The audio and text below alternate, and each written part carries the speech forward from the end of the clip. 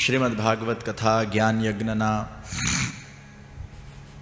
ઉત્તરાર્ધ ઉપર પૂર્વમાં 2 થી 4ના સત્રમાં શાસ્ત્રીજી દ્વારા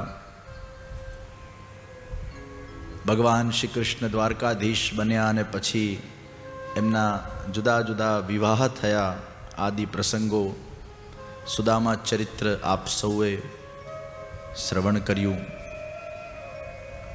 10મ સ્કંદ ઉત્તરાર્ધને પ્રણામ કરીને શ્રીમદ ભાગવતના 11 સ્કંદના અંદર આપણે પ્રવેશ કરીએ.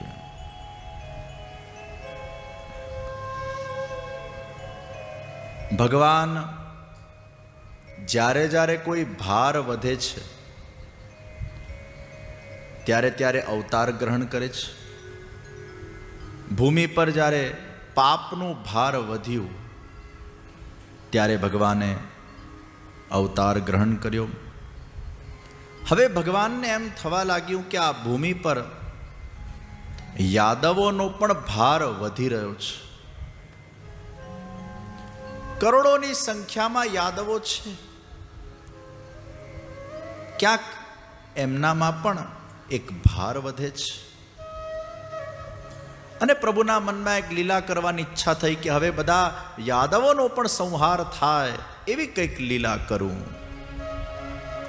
ભગવાન પોતાની લીલાને કરવા માટે કોઈને ને કોઈને નિમિત્ત બનાવતા હોય છે.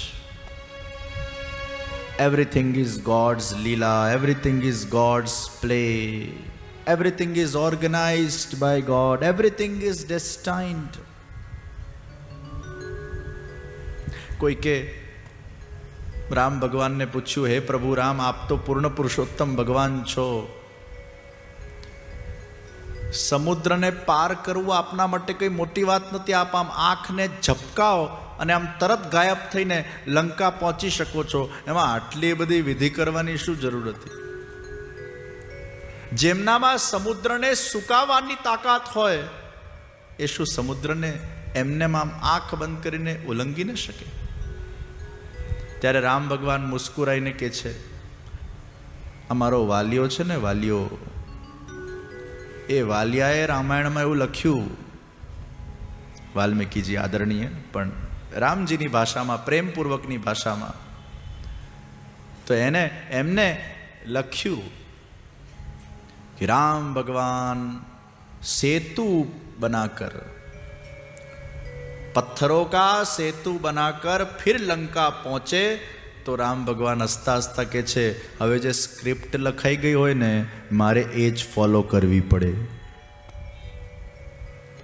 तो प्रभु भी जो लिखी हुई स्क्रिप्ट है उसके आधार पे चलते हैं. स्क्रिप्टेड, तो राम भगवान ने भी कहा भाई जो लिखा गया है फिर मुझे फॉलो करना पड़ेगा. एम भगवान લીલાના માધ્યમથી તમારા જીવનમાં કોઈને ને કોઈને નિમિત્ત બનાવતા હોય છે. પરીક્ષિત રાજા ને શ્રાપની પ્રાપ્તિ થઈ. એ શ્રાપ આપવામાં ભગવાનની જ ક્યાંક ને ક્યાંક ઈચ્છા હતી. પરીક્ષિત રાજાની પણ બુદ્ધિ ચક્રાઈ અને એ મરેલો સર્પ ઋષિના ગળામાં એમને પધરાવ્યું. આ કેવી રીતે શક્ય બની શકે? આ પણ ભગવાનની જ એક લીલા છે. જીવનના અંદર થતા જે કોઈ પણ ઇન્સિડન્ટ કે એક્સિડન્ટ છે એના પાછળ ભગવદ લીલાનું જ આપણે દર્શન કરીએ છીએ. અને એટલે જ મહાપ્રભુજીએ બહુ સુંદર પરિભાષા આપી, તથૈવ તસ્ય લીલેતિ મત્વા ચિંતામ ધૃતમ ત્યજેત. ये सब मेरी प्रभु की लीला है. अंततो गत्वा आपके जीवन में जो हो रहा है, भले आपको ऐसा लग रहा हो आप कर रहे हो या आपके कर्म के फल आप भुगत रहे हो, अगर आपके कर्म के भी फल आप भुगत रहे हो वो भी कहीं न कहीं मूल में तो प्रभु की ही लीला का एक अंग है. ये सब कुछ समुचय विश्व भगवद लीला का ही एक अंग है. और लीला यानी क्रीड़ा, भगवान क्रीड़ा करते हैं. તો કોઈકના દ્વારા શ્રાપ પણ મળે, એ પણ ભગવાનની લીલા છે. જન્મ પણ ભગવાનની લીલા છે, મૃત્યુ પણ ભગવાનની લીલા છે, સુખ પણ ભગવાનની લીલા છે, દુઃખ પણ ભગવાનની લીલા છે. આ જે કંઈ પણ થઈ રહ્યું છે એ ભગવદ લીલા જ છે. કારણ કે ભગવાન કઠપુતલીના જેમ આપણને સૌને નચાવે છે.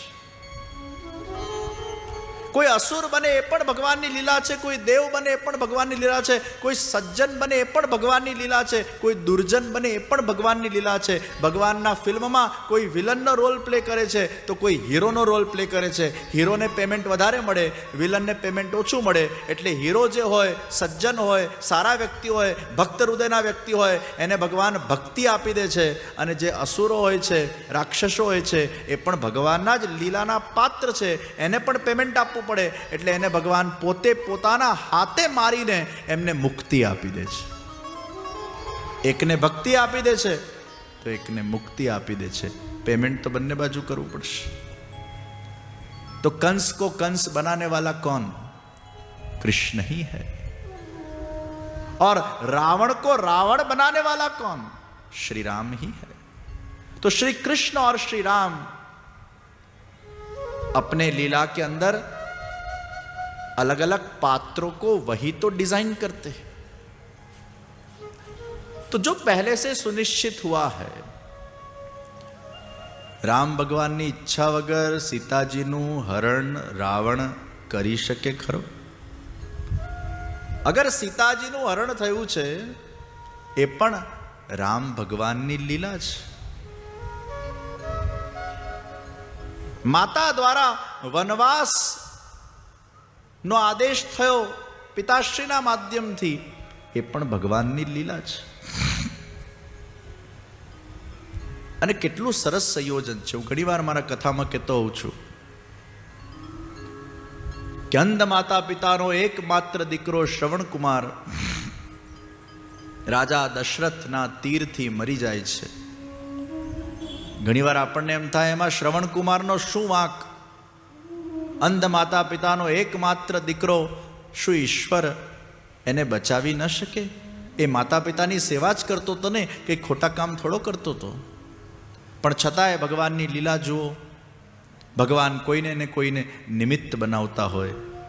શ્રવણ કુમારનું વધ થયું છે અને અંધ માતા પિતાએ રાજા દશરથને શ્રાપ આપ્યો છે કે જેમ અમે લોકો પુત્રના વિયોગના અંદર તડપી તડપીને મરી રહ્યા છે, એમ તમે પણ પુત્રના વિયોગમાં તડપી તડપીને મરશો.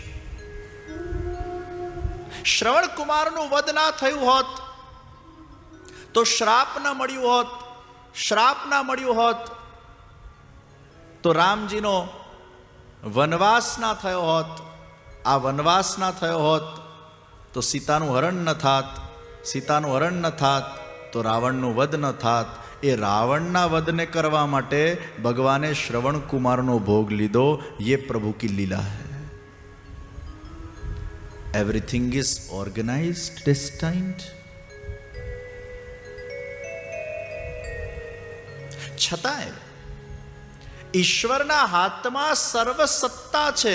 એ ધારે તો સ્ક્રિપ્ટ બદલી પણ શકે છે. એટલે જ ગુસાઈનજીએ બહુ સરસ વાત કરી કે ભગવાન ધારે તો પોતાના કૃપા ધર્મથી એ સૂડીનો ઘા સોયથી ટાળી શકે છે. ઘણીવાર સ્વપ્નના માધ્યમથી પણ અમુક દુઃખને આપણે ભોગવી લઈએ છીએ. જે પ્રત્યક્ષમાં ભોગવવાનું હોય છે એ સ્વપ્નમાં ભોગવી લઈએ છીએ. અને એટલે જ ઘણા લોકોને સપનાના અંદર એમ દેખાય કે પોતાની ચિતા પર એ લોકો સળગી રહ્યા છે. પછી એકદમ આમ આંખ ખુલી જાય, અરે આવું કેમ મને સપનું આવ્યું? પોતાની ચિતા પર તમે સળગી રહ્યા છો એવું તમને સપનું આવે ને, એને સારું કહેવાય. કદાચ કોઈ મૃત્યુ તુલ્ય કષ્ટ આવવાનો હતો, તમારું કદાચ મૃત્યુ થવાનું હશે, પણ ઈશ્વરે એ સ્વપ્નમાં કરાવી દીધું એટલે પ્રત્યક્ષમાં ન થયું. તમારું આયુષ્યની વૃદ્ધિ થઈ ગઈ.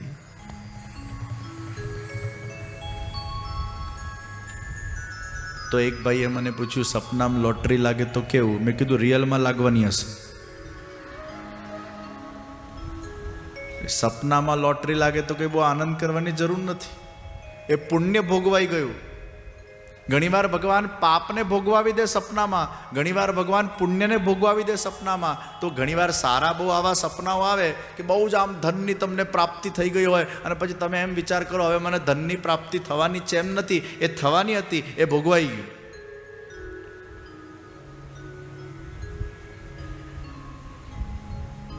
પણ સ્વપ્નમાં પ્રભુનું દર્શન થાય, તીર્થોનું દર્શન થાય, ગુરુના દર્શન થાય, આપણે ભક્તિ કરતા હોઈએ એમ દેખાય, ઠાકોરજીની જુદી જુદી લીલાઓના આપણને દર્શન થાય. તો ઘણીવાર પ્રત્યક્ષમાં આપણી અત્યારે એવી યોગ્યતા નથી કે ઠાકોરજી આપણને સાક્ષાત દર્શન આપે, એટલે ઠાકોરજી ઘણીવાર સ્વપ્નના માધ્યમથી આપણને દર્શન આપીને એ સ્વાનુભવ આપણને કરાવતા હોય છે. એટલે ગુરુના સ્વપ્ન, પ્રભુના સ્વપ્ન, તીર્થોના સ્વપ્ન, વ્રજભૂમિનું સ્વપ્ન, નિત્યલીલા ગોલોકધામના સ્વપ્ન, ગોલોકના નિકુંજના અંદર પ્રભુના સાથે વિહાર કરતા સ્વપ્ન, રાસલીલાના અંદર પોતાના જાતને પ્રભુ સાથે રાસ કરી રહ્યા હોય એવા સ્વપ્ન, ભગવાનની વિભિન્ન પ્રકારની લીલાઓના અંદર કોઈ જગ્યાએ આપણે પાત્ર બનેલા હોઈએ એવા સ્વપ્ન,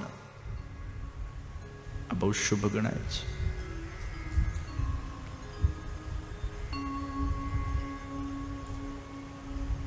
तो भगवान की ये लीला है, जो हो रहा है तथैव तस्य लीलेति मत्वा चिंताम द्रुतम त्यजेत. જે વખતે ભગવાન તમારા પાસે જે કરાવવા માંગતા હશે એ વખતે તમારા અંદર ભગવાન એ પ્રકારની બુદ્ધિ, એ પ્રકારના વિચાર, એ પ્રકારનું સંગ, એ પ્રકારના સંજોગ, એ પ્રકારનું વાતાવરણ, એ પ્રકારની પુરુષાર્થની શક્તિ, સામર્થ્ય, એ પ્રકારના લોકોનો સાથ અને સંગઠન તમને આપી દેશે. અને એ બધું જેમ જેમ ગોઠવાતું જાય એ નેચરલી એ ફ્લો તમને મળતો જાય એટલે સમજવું કે પ્રભુ તમને તમારા કાર્યમાં, તમારા લક્ષ્યમાં, તમારા પુરુષાર્થમાં ભગવાન ઇનડિરેક્ટલી પણ કોઈકના દ્વારા તમને સાથ અપાવીને એમનું જ કાર્ય તમને નિમિત્ત બનાવીને પરિપૂર્ણ કરવા માંગી રહ્યા છે. નહીં તો ભગવદ ઈચ્છા ના હોય ને તો આવું મોટું મહોત્સવ 9 દિવસનું આયોજિત થયું હોય એમાં 1 કે 2 દિવસમાં ક્યાંક એવું વિઘ્ન આવી જાય કે આપણે એનો લાભ ન લઈ શકીએ. ઈશ્વરની જ્યારે ઈચ્છા નથી હોતી ત્યારે ઈશ્વર કોઈક વિઘ્ન આપી દે છે. આ વિઘ્ન છે ને એ પણ ભગવદ ઈચ્છા છે, બાધક છે.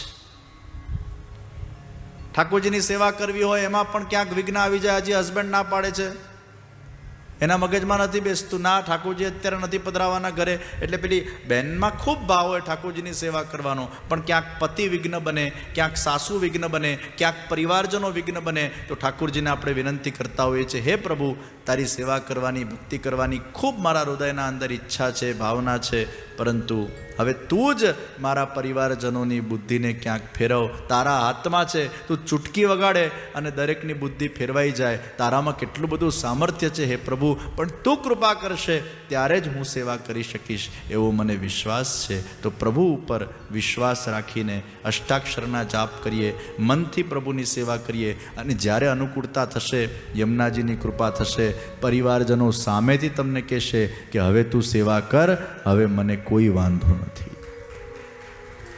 અને આવું ઘણી જગ્યાએ બનેલું છે કે અંતરંગ મનોરથોને ઠાકોરજી પરિપૂર્ણ કરતા હોય છે, પણ એક સમય આવે ત્યારે દરેક વસ્તુ પાકતી હોય. આજે ને આજે કોઈ ફલની પ્રાપ્તિ થઈ જાય એવું નથી. હરેક કા એક સમય હોતા હૈ. સમય આવે ને ત્યારે જ કંઈક પાકે. અને એટલે જ सम्यक आपती समाप्ति कुछ प्राप्त कर कर जाए. इन क्षणों में से, इन समय में से कुछ पाकर जाए.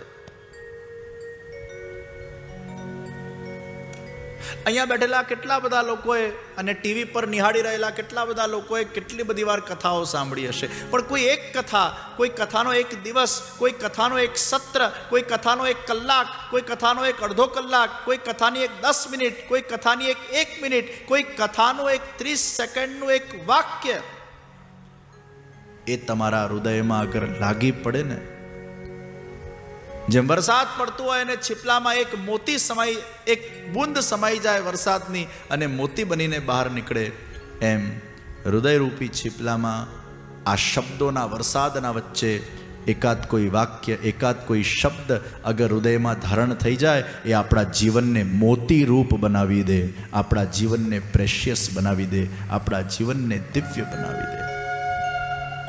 અને એટલે જ આ 9 દિવસનો સત્સંગ એ જીવનની દશા અને દિશા બદલી શકે છે, માણસને પુનરુત્થાન કરી શકે છે, એ જ્યાં હતો ત્યાંથી એને આગળ વધારી શકે છે.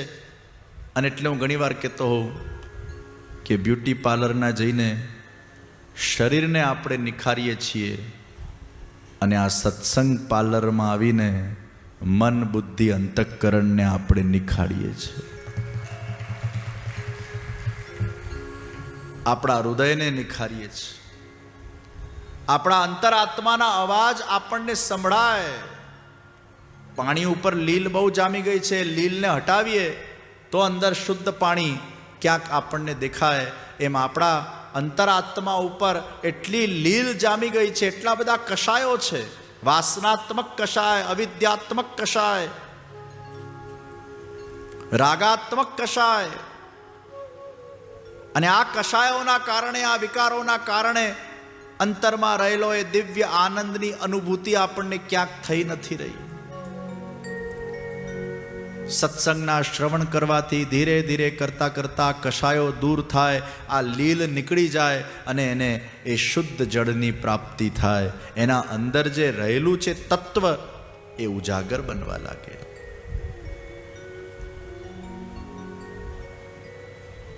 તો સત્સંગ એ તમને આંતરિક રીતે નિખારશે. અને એટલે જ પ્રભુની વિશેષ કૃપાથી સત્સંગ. તો સત્સંગ મળવું પણ લીલા છે.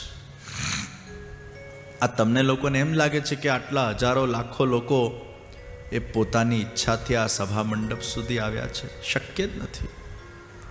આપણે આપણી ઈચ્છાથી કંઈ જ નથી કરી શકતા. અરે એમાં વિઘ્નો પણ આવી જાય, ઓબ્સ્ટિકલ પણ આવી જાય, કંઈક વ્યવધાન પણ આવી જાય. ઈશ્વર જ્યારે સંપૂર્ણ રીતે પ્રસન્નતાપૂર્વક ખિલખિલા હસતા હસતા જ્યારે આપણા ઉપર કૃપા કરે ને, ત્યારે આ 9 દિવસના મહોત્સવને આપણે માણી શકતા હોઈએ છીએ.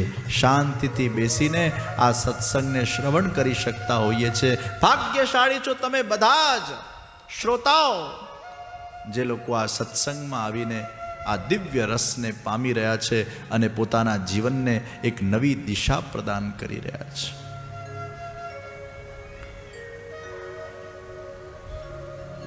तो तथैव तस्य लीलेति. तो श्राप भी वरदान है, क्योंकि वो प्रभु की इच्छा से प्राप्त हुआ. प्रभु ही दिलवाते. तो भगवान दंड आपे એ પણ એની કૃપા છે, ભગવાન સુખ આપે એ પણ એની કૃપા છે, ભગવાન દુઃખ આપે એ પણ એની કૃપા છે. આ જ સત્સંગીઓની દૃષ્ટિ છે. એકાદશ સ્કંદના અંદર શરૂઆતમાં બધા જ બાળકો, યુવાનો ખૂબ મસ્તી મજાક કરતા હોય છે.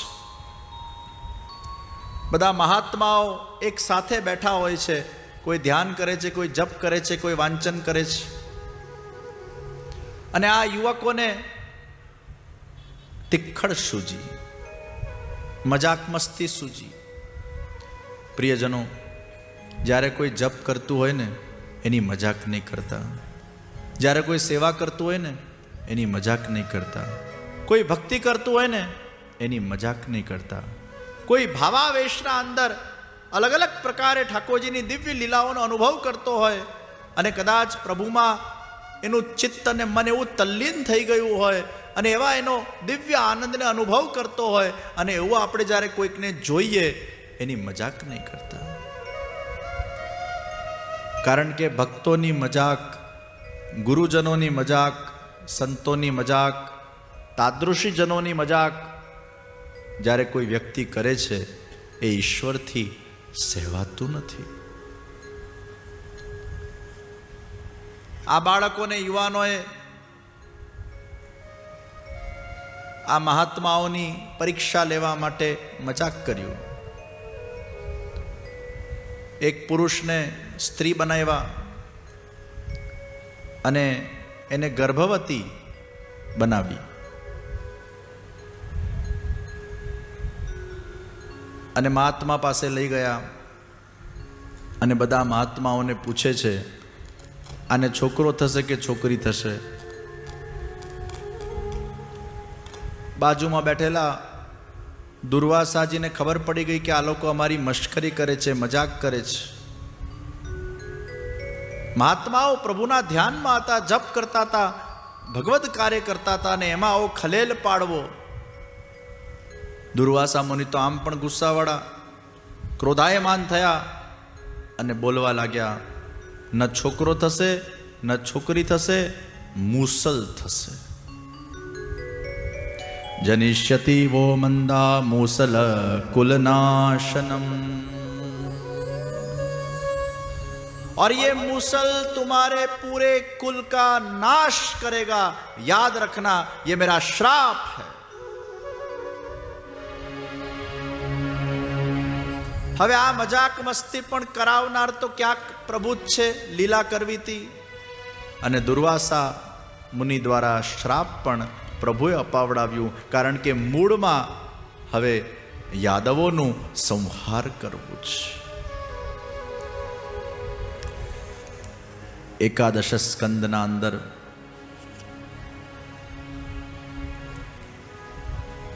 નવ યોગેશ્વરોનું આખ્યાન છે.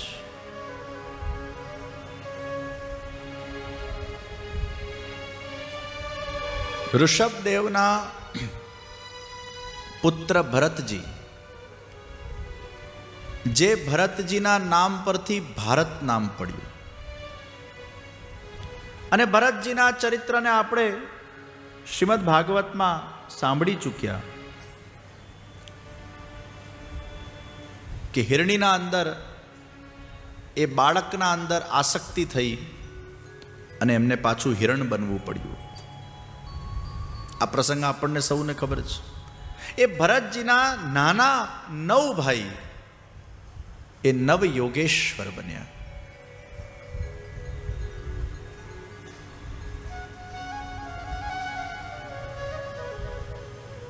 એકવાર દ્વારકાધીશને થયું કે હું નારદજીને કહું કે વસુદેવજી પાસે જઈને એમને થોડું જ્ઞાન પ્રદાન કરે. અને એટલે નારદજી ત્યાં પધાર્યા અને આ નવ યોગેશ્વરનું જે આખ્યાન છે, જે રાજા નિમિના દ્વારા અમુક પ્રશ્નો પૂછાયા હતા અને એના લોકોએ જે ઉત્તરો આપ્યા હતા, એ આખો પ્રસંગ નારદજી વસુદેવજીને સંભળાવી રહ્યા છે. નિમિના ત્યાં નવ યોગેશ્વર પધાર્યા. દુર્લભો માનુષો દેહો દેહિનામ ક્ષણભંગુરઃ, तत्रापि दुर्लभम मन्ये वैकुंठ प्रिय दर्शनम। गुरुजनों के दर्शन प्राप्त होना और उनके साथ सत्संग का समय प्राप्त होना बहुत दुर्लभ है, भगवत कृपा से वह प्राप्त होता है। जुदा जुदा योगेश्वरोए जुदा जुदा प्रश्न पूछा। कवि योगेश्वरे प्रश्न पूछ्યું, भगवत धर्म कोणे कहेवाय? राजा निमिये प्रश्न कर्यो कवि योगेश्वर ने, भगवत धर्म कोणे कहेवाय? भगवत धर्म एटले ज्यां भगवत सेवा छे, शास्त्र विहित कर्म छे, ए करवू एने भगवत धर्म कहेवाय। अशास्त्रीय कर्म करवू एने भगवत धर्म न कहेवाय। शास्त्र में लख्યું કે हिंसा नहीं करवी, तो हिंसा नहीं करवी ए भगवत धर्म छे। परंतु भगवत धर्मों में पण अमुक धर्मों एवा छे कि जेने देशकाल परिस्थितिना आधारना उपर, समय संजोगना आधारना उपर एक ज लाकड़ीए न हकाय। एक बार जैन मुनि अने महाप्रभुजी की भेट थी, तो जैन मुनिए महाप्रभुजी ने पूछ्યું कि आप अपना संप्रदाय में અહિંસા પરમો ધર્મ માનો છો? મહાપ્રભુજીએ કીધું અહિંસા ધર્મ છે, અહિંસા પરમો ધર્મ નથી. કારણ કે જરૂર પડે તો અમુક આતંકવાદીઓનું નાશ કરવા માટે હિંસા કરવી પણ પડે. આતાતાઈને મારવા માટે ત્યાં અહિંસક ધર્મનો ઉપયોગ ન કરાય. અને એટલે જ ભગવાને અર્જુનને પણ પ્રેરણા આપી કે આ બધા દુષ્ટો છે, અધર્મીઓ છે, અને અધર્મીઓને મારવામાં આવશે તો ધર્મનું સ્થાપન થશે. ત્યારે ત્યાં હિંસા કરવી પણ પડે. પણ કેવલ તમે શારીરિક હિંસાની વાત ન કરો, માનસિક હિંસા પણ એક બહુ મોટી હિંસા છે. કોઈને દિલથી હર્ટ કરવું એ પણ હિંસા છે. કોઈના સાથે વિશ્વાસઘાત કરવું એ પણ હિંસા છે. કોઈનું દિલ દુખાવવું એ પણ હિંસા છે. તમે ખાલી તલવાર લઈને કોઈને મારો એને હિંસા ગણો એવું ન હોય. કોઈના મનને મારો એ પણ હિંસાનું જ પ્રતીક છે. કારણ કે સૂક્ષ્મ હિંસા છે અને બહુ મોટી હિંસા માનવામાં આવે છે. કારણ કે મન મરી જાય ને તો જીવનમાં બધું જ મરી જતું હોય છે. શરીર કરતાં પણ મહત્તા મનની છે. શરીર કેટલું પણ તંદુરસ્ત થશે, પણ મન અગર તંદુરસ્ત નહીં હોય તો વ્યક્તિના જીવનના અંદર અશાંતિ, દુઃખ સિવાય બીજું એને કંઈ પ્રાપ્ત નહીં થાય. અને અશાંતિ અને દુઃખનો તાવ ચડેલો હશે ને પછી એ શરીરમાં કેટલા પણ સ્વાદિષ્ટ ભોજન નાખશે એને કડવા જ લાગશે. તો તંદુરસ્ત શરીર કા ક્યા કરના અગર મન ही તંદુરસ્ત ન હો.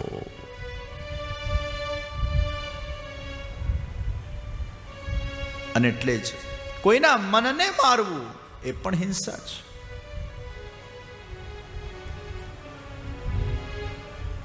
તો સમય આવવા પર હિંસા કરવી પડે. કોઈ આપણને મારવા આવે અને પછી આપણે ના હું તો અહિંસક, મારાથી તો સેલ્ફ પ્રોટેક્શન પણ ન કરાય અને તમે મરી જાઓ તો તમારી હિંસા થઈ જશે.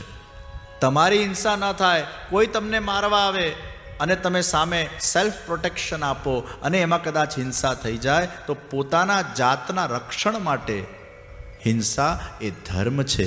દેશના રક્ષણ માટે હિંસા ધર્મ છે.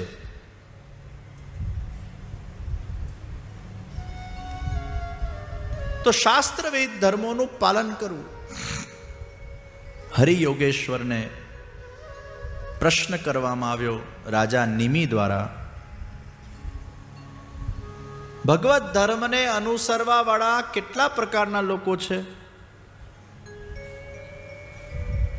પહેલું, ઉત્તમ પ્રકારના ભક્તો.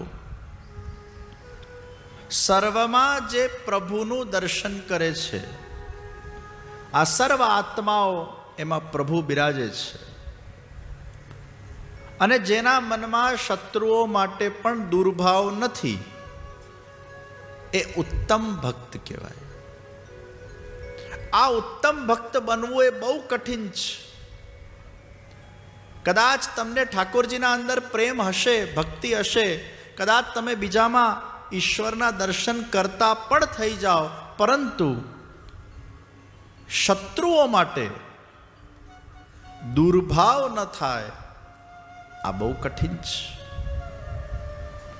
પણ જે ઉત્તમ કેટેગરીના ભક્તો છે એને શત્રુઓ માટે પણ દુર્ભાવ નથી હોતો.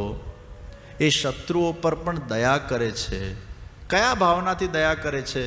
કે આ બિચારો અજ્ઞાની છે, દુસ્સંગમાં પડેલો છે, એનામાં બુદ્ધિ નથી, એ શું કરી રહ્યો છે, એ પાગલ છે. જેવી પ્રભુની લીલા જે કરશે એનો કદાચ આપણે સામે પ્રતિકાર આપવો પણ પડે, કદાચ ડિફેન્સ આપવું પણ પડે, પણ એના મનમાં એ શત્રુઓ પ્રતિ દુર્ભાવ નથી, પણ દયાભાવ છે. કારણ કે એમને ખબર છે કે આ વ્યક્તિ અજ્ઞાની છે. એ શું કરી રહ્યો છે, શું બોલી રહ્યો છે એનું એને ભાન નથી. ઘણીવાર ઘણા લોકો જેમ તેમ બોલ કરતા હોય, જેમ તેમ બડબડ કરતા હોય, જેમ તેમ ભડાસ કાઢતા હોય, જેમ તેમ નિંદાઓ કરતા હોય, જેમ તેમ ગાળો પણ બોલતા હોય. ત્યારે કોઈ જ્ઞાની વ્યક્તિ હશે તો એના પર દયા કરશે કે આનું મગજ ઠેકાણે નથી, માનસિક રીતે અસ્વસ્થ વ્યક્તિ છે, ભગવાનને એ જ પ્રાર્થના, પ્રભુ આને સદબુદ્ધિ આપો, શત્રુઓ માટે જે દયા ભાવના રાખે, આ ઉત્તમ ભક્ત છે. બીજા મધ્યમ ભક્ત ભગવાનની સેવા તો કરે, પ્રેમ કરે, પણ એમાં શત્રુઓની ઉપેક્ષા કરે. પ્રભુની ભક્તિ કરે છે, પ્રેમ પણ છે, સેવા પણ કરે છે, શત્રુઓની ઉપેક્ષા કરે. આ મધ્યમ ભક્ત છે. અને કનિષ્ઠ ભક્ત ભગવાનની સેવા કરે, પરંતુ માનવ સેવા ન કરે, ગુરુ કે વૈષ્ણવોની સેવા ન કરે, બસ કેવલ ભગવાનની જ સેવા કરે, ગુરુ વૈષ્ણવ માનવની સેવા ન કરે, એને કનિષ્ઠ ભક્ત માનવામાં આવ્યો છે. એ ત્રીજા નંબરનો ભગત છે.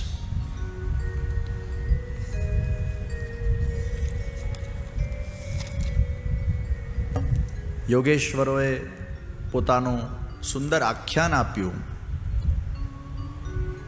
અંતરિક્ષ અને પ્રબુદ્ધ યોગેશ્વરને પ્રશ્ન પૂછવામાં આવ્યો, આ ભગવાનની જે માયા છે એને કેવી રીતે તરી શકાય?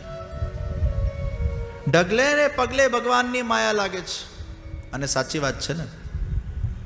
તમે આ કથા મંડપમાં છો અને કથા મંડપમાં પ્રવેશ કરો અને અહીંયા તમે બેઠા એટલે ભક્તિ દેવી તમારું સ્વાગત કરે છે. અને જ્યાં કથા મંડપમાંથી બહાર નીકળ્યા એટલે માયા દેવી સ્વાગત કરશે. અહીંયા બેઠા છો ત્યાં સુધી પેલી માયા એટલે નહીં લાગે, કારણ કે ભજન ચાલી રહ્યું છે, ભક્તિ ચાલી રહી છે, કથા ચાલી રહી છે. માયા અહીંયા અલાઉડ નથી. માયા નોટ અલાઉડ. જ્યાં કથા ચાલતી હોય પછી માયા ના આવે. પણ બહાર નીકળ્યા એટલે તરત, અને સૌથી પહેલી માયા એટલે બહાર નીકળીને સૌથી પહેલું આપણું હાથ ગજવામાં ગયું, મોબાઈલ નીકળ્યો એટલે માયા નીકળી. સૌથી પહેલી મહામાયા મોબાઈલ. એની ને રાશિ બંને સરખી છે, માયાની ને મોબાઈલની. આ માયાને કેવી રીતે તરવું? તસ્માદ ગુરુમ પ્રપદ્યેત જિજ્ઞાસુઃ શ્રેય ઉત્તમમ. સદગુરુની પ્રપત્તિ, સદગુરુની પ્રપત્તિના માધ્યમથી આ માયાને તરી શકાય છે. આદિગુરુ જગતગુરુ શ્રી વલ્લભાચાર્યજી મહાપ્રભુજી ની શરણાગતિ, એમના ગ્રંથોનું શ્રવણ, એમના સત્સંગનું શ્રવણ, સદૈવ એમની સન્નિધિ, જ્યારે ગુરુ પ્રત્યે આપણી શ્રદ્ધા અપાર થઈ જાય છે અને જ્યારે એ ગુરુ દ્વારા થતા સત્સંગોનું વારંવાર આપણે શ્રવણ કરતા જઈએ છીએ, એ સત્સંગથી વિવેક જાગે છે અને એ વિવેકના માધ્યમથી ભગવત કૃપાથી એ માયાને તરી શકાય છે. તો ગુરુની પ્રપત્તિથી સત્સંગની પ્રાપ્તિ થાય, સત્સંગથી આપણને સેવા અને ભક્તિમાં ભાવ અભિવૃદ્ધ થાય. અને એમ કરતાં કરતાં કરતાં જેમ જેમ આપણે સ્પિરિચ્યુઅલ પ્રેક્ટિસીસ કરતા જઈએ આપણા જીવનમાં ગુરુની કૃપા અને ગુરુની આજ્ઞાથી, તેમ તેમ એ માયામાંથી નિવૃત્તિ થતી જાય છે. એટલે તસ્માદ ગુરુમ પ્રપદ્યેત.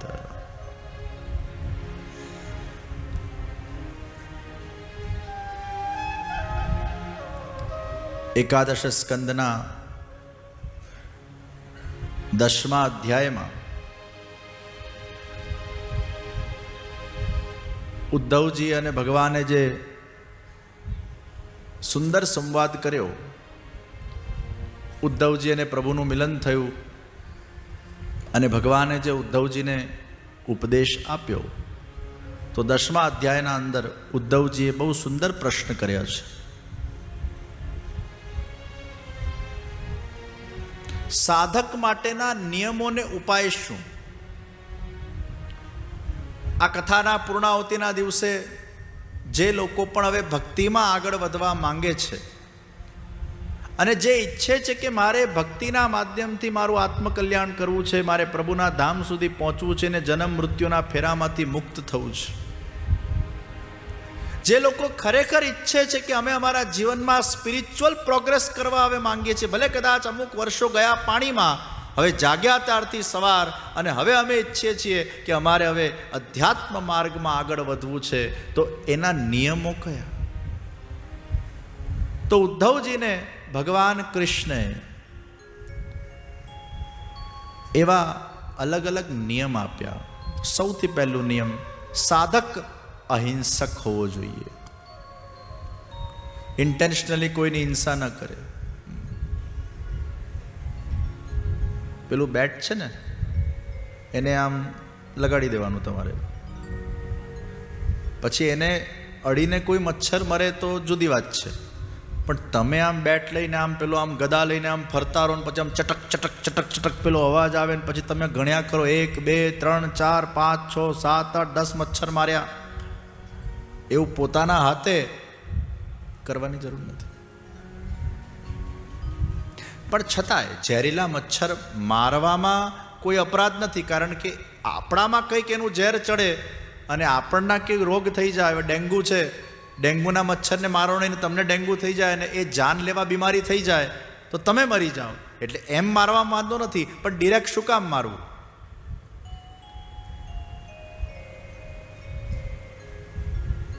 હવે તમે ક્યાંક બેસવા જતા હો ને ત્યાં બધી કીડીઓ થઈ ગઈ હોય તો થોડુંક જોઈ લેવાનું કે ભાઈ બેસતી વખતે 2-4 કીડી પાછું હું બેસું ને મારા નીચે દબાઈને મરી જાય એના કરતાં ખંખેરી લઉં. એક કીડીને પણ ઇન્ટેન્શનલી શું કામ મારવી? તો સૌથી પહેલું નિયમ આપ્યું, સાધક અહિંસક હોવો જોઈએ. બીજો નિયમ આપ્યું, શૌચ અને પવિત્રતાનું પાલન કરે. Cleanliness of the body and cleanliness of the mind, બંને ક્લીન હોવા જોઈએ. પવિત્રતા, ટોયલેટ જઈને ગળાથી નાવું જ પડે, પછી ટોયલેટ જઈને નાહીને આખા ઘરમાં ફરીને બધું અશુદ્ધિ કરે, એવો સાધક ન ચાલે, એવો અનાચારી વ્યક્તિ ન ચાલે. ઘણા ટોયલેટ જઈને નહાતા જ નથી.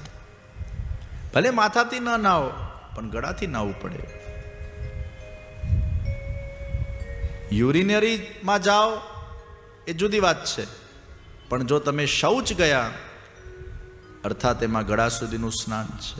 તો બાહ્ય પવિત્રતા અને આંતરિક પવિત્રતા આ બંનેની આવશ્યકતા છે. ત્રીજા નંબરે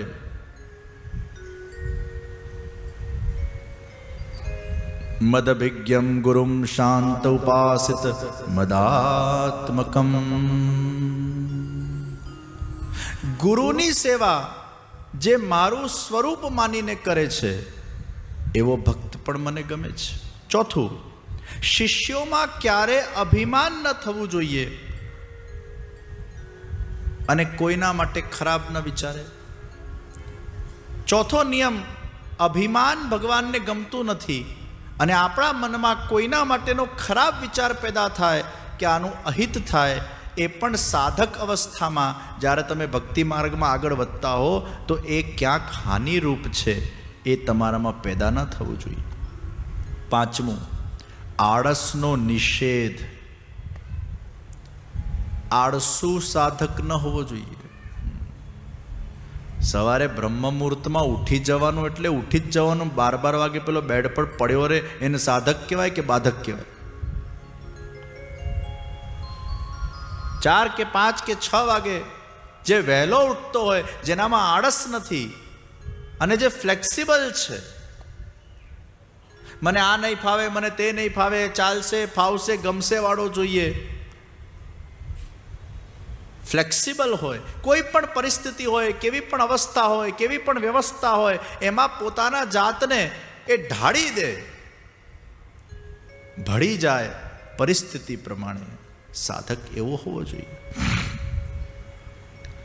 મમતાનો ત્યાગ, એના અંદર લૌકિક મમતા ન હોવી જોઈએ. અને એટલે ગીતામાં પણ ભગવાને એ જ આજ્ઞા કરી, અદ્વેષ્ટા સર્વભૂતાનામ મૈત્ર કરુણ એવ ચ નિર્મમો નિરઅહંકારો સમદુઃખ સુખક્ષમી.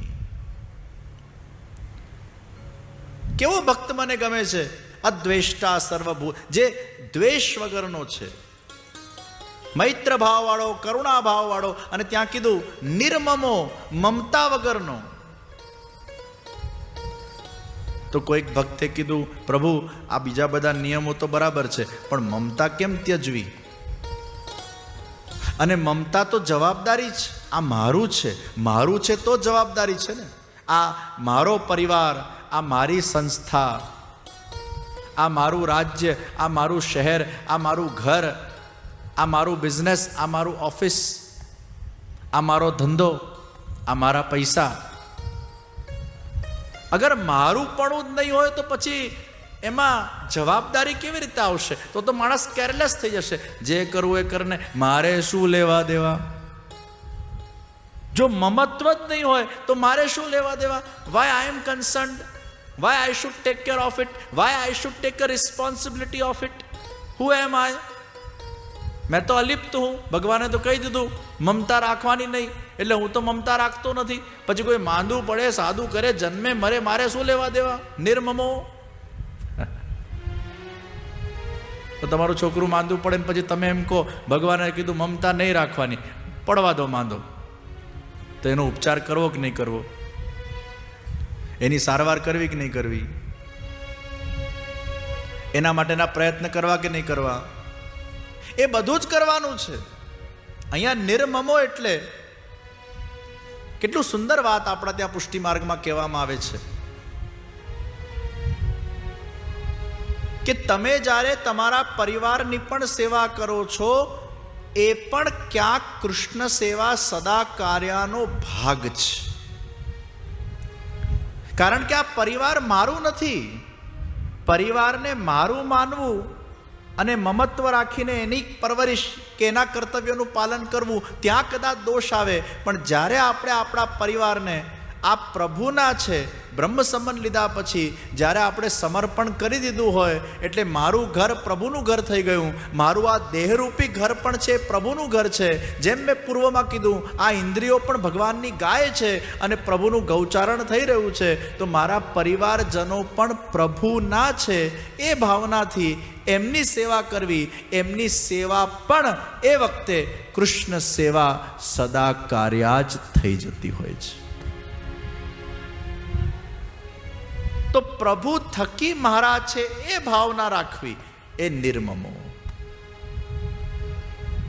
ये मेरे नहीं है, मेरे प्रभु ने मुझे दिए हैं. प्रभु के हैं, प्रभु की इच्छा से मेरे साथ जुड़े हैं और भगवत कार्य करने के लिए भगवान ने मुझे ये परिवार दिया है. आ भावना निर्ममो. तो साधक એ નિર્મમ હોવો જોઈએ. સાતમું, જેને ગુરુ ચરણોના અંદર અનુરાગ છે. આઠમો, કોઈ પણ કામ પેનિક થયા વગર કરે, હડબડમાં ન કરે, શાંતિથી કરે. સાધક પેનિક ન થવું જોઈએ, સાધક ઉશ્કેરાઈ ન જવો જોઈએ. સાધકે દરેક નિર્ણયો સમજી વિચારીને ધૈર્ય રાખીને લેવા પડે. અને એટલે જ હળબડીવાળો સાધક ન જોઈએ, પેનિક ન થઈ જાય, રઘવાટીઓ ન થઈ જાય, આમ ડિસ્ટર્બ ના થઈ જાય. થોડો ડિસ્ટર્બ થાય પણ પાછું જલ્દી નોર્મલ થઈ જાય. તો જે પેનિક થતો નથી, હળબડી કરતો નથી, એ સાધક માટે જરૂરી છે. નવમું, પરમાર્થનો જે હંમેશા વિચાર કરતો હોય. દસમું, કોઈના ગુણ કે દોષ ક્યારે પણ ન નીકાળે, સવિશેષ દોષ ન નીકાળે. 11મું, વૃથા લાપ ન કરે, કારણ વગરની ચર્ચા, કારણ વગરનું વૃથા લાપ ન કરે. આવા જે 11 નિયમોને ફોલો કરે, એ સાધક સાચા અર્થમાં અધ્યાત્મ માર્ગમાં આગળ વધનારો પથિક કહેવાય.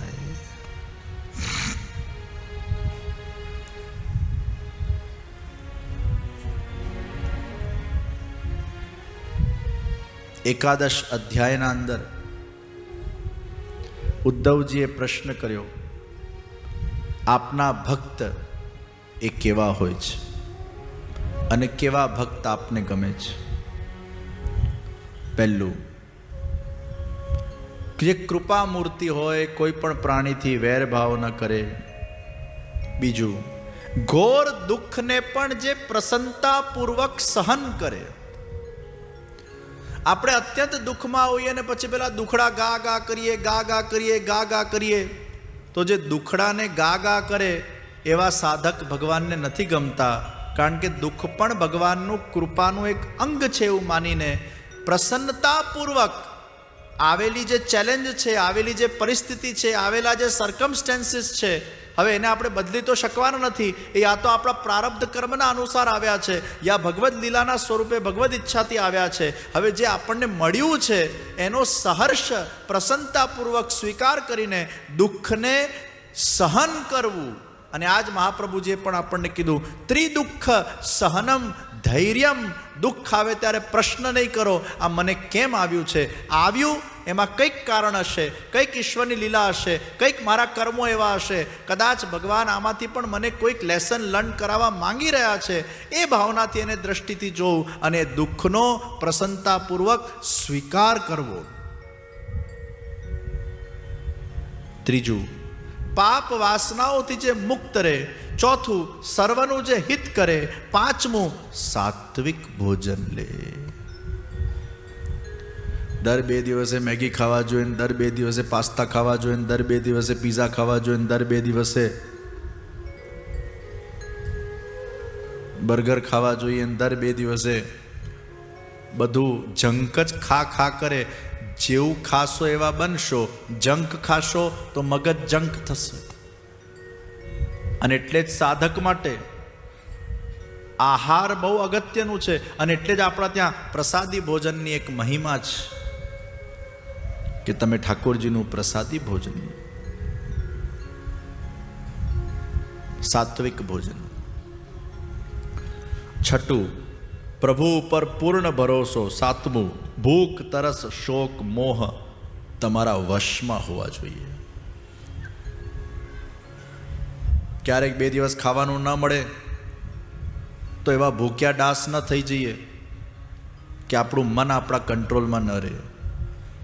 2 દિવસ ખાવાનું નથી મળ્યું, તમે દૂધ પર પણ ચલાવી લઈશું, અમે ફ્રૂટ પર પણ ચલાવી લઈશું, અમે સૂકા મેવા પર પણ ચલાવી લઈશું, અમને જે સાત્વિક આહાર મળે એના પર ચલાવી લઈશું. આવી જેના પર ભૂખ ઉપર કંટ્રોલ હોય, જેનું તરસ ઉપર કંટ્રોલ હોય. આઠમું, જન્મ અને મૃત્યુના બંધનમાંથી મારી મુક્તિ થાય એવો જેનામાં ભાવ હોય. સતત ઢગલે ને પગલે આપણા અંદર આ ચિંતન થવું જોઈએ કે પ્રભુ તે મને આ જન્મ તો આપ્યું છે, મૃત્યુ પણ મને આજે નહીં તો કાલે મળવાની જ છે, પણ મારા આ જન્મ અને મૃત્યુના ફેરામાંથી બસ હવે હું થાકી ગયો છું. અનેક લાખો યોનિઓ થઈ ગઈ, જન્મી જન્મીને હવે હું થાક્યો. હે પ્રભુ, આ જન્મ અને મૃત્યુના ફેરામાંથી હવે મને મુક્ત કરી નાખ. નવમું, કોઈ પણ પ્રકારના સન્માનની અપેક્ષા વગર બીજાનું હંમેશા સન્માન કરતા રહેવાની વૃત્તિ, એવો ભક્ત મને ગમે. 10મું, મારી કથા કરવામાં જે નિપુણ છે અને જે મારી કથાને શ્રવણ કરવાના અંદર જેની રુચિ છે એવો ભક્ત મને ગમે. જે ભક્ત મારી કથા કરે એ પણ મને ગમે, અને જે ભક્ત મારી કથા સાંભળે એ પણ મને ગમે. અને આ જ વાત ભગવાને એકાદશ સ્કંદના 19મા અધ્યાયમાં પણ કરી. શ્રદ્ધામૃત કથાયામ મે સશ્વત મદનુકીર્તનમ પરિનિષ્ઠા ચ પૂજાયામ સ્તુતિભિઃ સ્તવનમ મમ આદરઃ પરિચર્યાયામ સર્વાંગે રવિવંદનમ મદભક્ત પૂજાભ્યધિકા સર્વભૂતેષુ મન્મતિ. સર્વાંગે રવિવંદનમ મદભક્ત પૂજાભ્યધિકા. શ્રદ્ધામૃત કથાયામ વે, મારી કથાને શ્રદ્ધાપૂર્વક શ્રવણ કરે. સૌથી પહેલું શ્રદ્ધા. મારા કીર્તનોને પણ શ્રદ્ધાપૂર્વક જે ગાય. શશ્વન મદનું કીર્તનમ. પરિનિષ્ઠા ચ પૂજાયામ, મારા સેવામાં જેની નિષ્ઠા છે, મારી સેવામાં જે મને સાક્ષાત ભાવથી જુએ છે, આ કાગળ છે, આ પથ્થર છે, આ પિત્તળ છે, એવો ભાવ જે ન કરે, સાક્ષાત કૃષ્ણ જ મારા ઘરે બિરાજે છે, પરિનિષ્ઠા ચ પૂજાયામ સ્તુતિભિ સ્તવનમ મમ, જે મારી સ્તુતિ કરે છે, આદરઃ પરિચર્યાયામ, મારી પરિચર્યાને જે આદર આપે છે, આદરઃ પરિચર્યાયામ, ભગવાનની જે પરિચર્યાઓ છે, કચરો વાળવો, બુહારીની સેવા કરવી, મંદિર વસ્ત્ર કરવું, માળાજીની સેવા કરવી, સામગ્રીઓની સેવા કરવી, એમાં કોઈ પ્રચારકની સેવા કરવી, હેલ્પિંગ હેન્ડ, જે સેવા કરતું હોય એની પ્રચારકી કરવી, એમાં જે આદર રાખે, એવો ભાવ ન રાખે કે મને આ પેલું મેન સેવા કરવા મળે તો કેટલું સારું, મારે આ બધું કરવાનું, આ કંઈ નાની સેવા નથી. તમને જે સેવા મળે, બુહારીની સેવા મળે એ પણ ઉત્તમ સેવા છે, મંદિર વસ્ત્રની સેવા મળે એ પણ ઉત્તમ સેવા છે, કોઈ વૈષ્ણવના જૂઠણ પાતળને ઉચકવાની સેવા મળે એ પણ ઉત્તમ સેવા છે, કોઈ સજાવટની સેવા મળે એ પણ ઉત્તમ સેવા છે. જ્યાં પ્રભુની જે જગ્યાએ જેવી પણ સેવા તમારા ભાગ્યમાં જે લખેલી હોય એને પાત્રતા પ્રમાણે મળી જાય, એમાં પૂર્ણ શ્રદ્ધા નિષ્ઠા રાખીને, એ પણ પ્રભુની કૃપા છે કે મને પ્રભુએ એટલીસ્ટ આટલો નિમિત્ત તો ગણ્યો કે હું આ કરી શકું. મેં 2-3 દિવસ પહેલા કથામાં કીધેલું ને કે પેલું ક્રિકેટ ટીમમાં 15 જણાના સ્ક્વોડમાં તમારું સિલેક્શન થાય ને એ મોટી વાત છે, રમવા મળે ન મળે જુદી વાત છે. તો પેલા જે સ્ક્વોડમાં 15 લોકોનું સિલેક્શન થાય ને, પછી પેલા પ્લેયરને કંઈક કામ પાણી વાણી જોઈતું હોય ને, એટલે પેલો આમ એપ્રન પહેરીને, ભલે પેલો કેટલો પણ મોટો ક્રિકેટર હોય ને, જો બહાર બેઠો હોય એનું સિલેક્શન ના થયું હોય તો પાણીની બોટલ લઈને પછી પેલો પીવડાવવા જાય, લો આ પરચારિકા છે કે નહીં. પછી ઘણીવાર પેલો કે મારી જરા બૂટની દોરી બાંધી દે ને, ગ્લવ્સ પહેરેલા છે તો બૂટની દોરી એ બાંધી દે.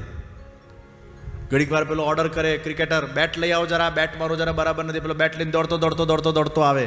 આદરઃ પરિચર્યાયામ, આ બધી પરિચર્યાઓ છે કે જે ક્રિકેટર રમી રહ્યો છે એને હેલ્પ કરો. એઝ અ ટીમ પ્લેયર તમારા અંદર ટીમ સ્પિરિટ હોવું જોઈએ કે મારા દેશ માટે જે રમી રહ્યો છે એને મારે હેલ્પ કરવી જોઈએ. એમ જ્યારે કોઈ ભક્ત સેવા કરતો હોય અને એની પ્રચારિકા કરવાનો તમારા જીવનના અંદર તમને લાભ પ્રાપ્ત થતો હોય તો જે સેવા કરે છે એને મારે હેલ્પ કરવું જોઈએ. આદરઃ પરિચર્યાયામ.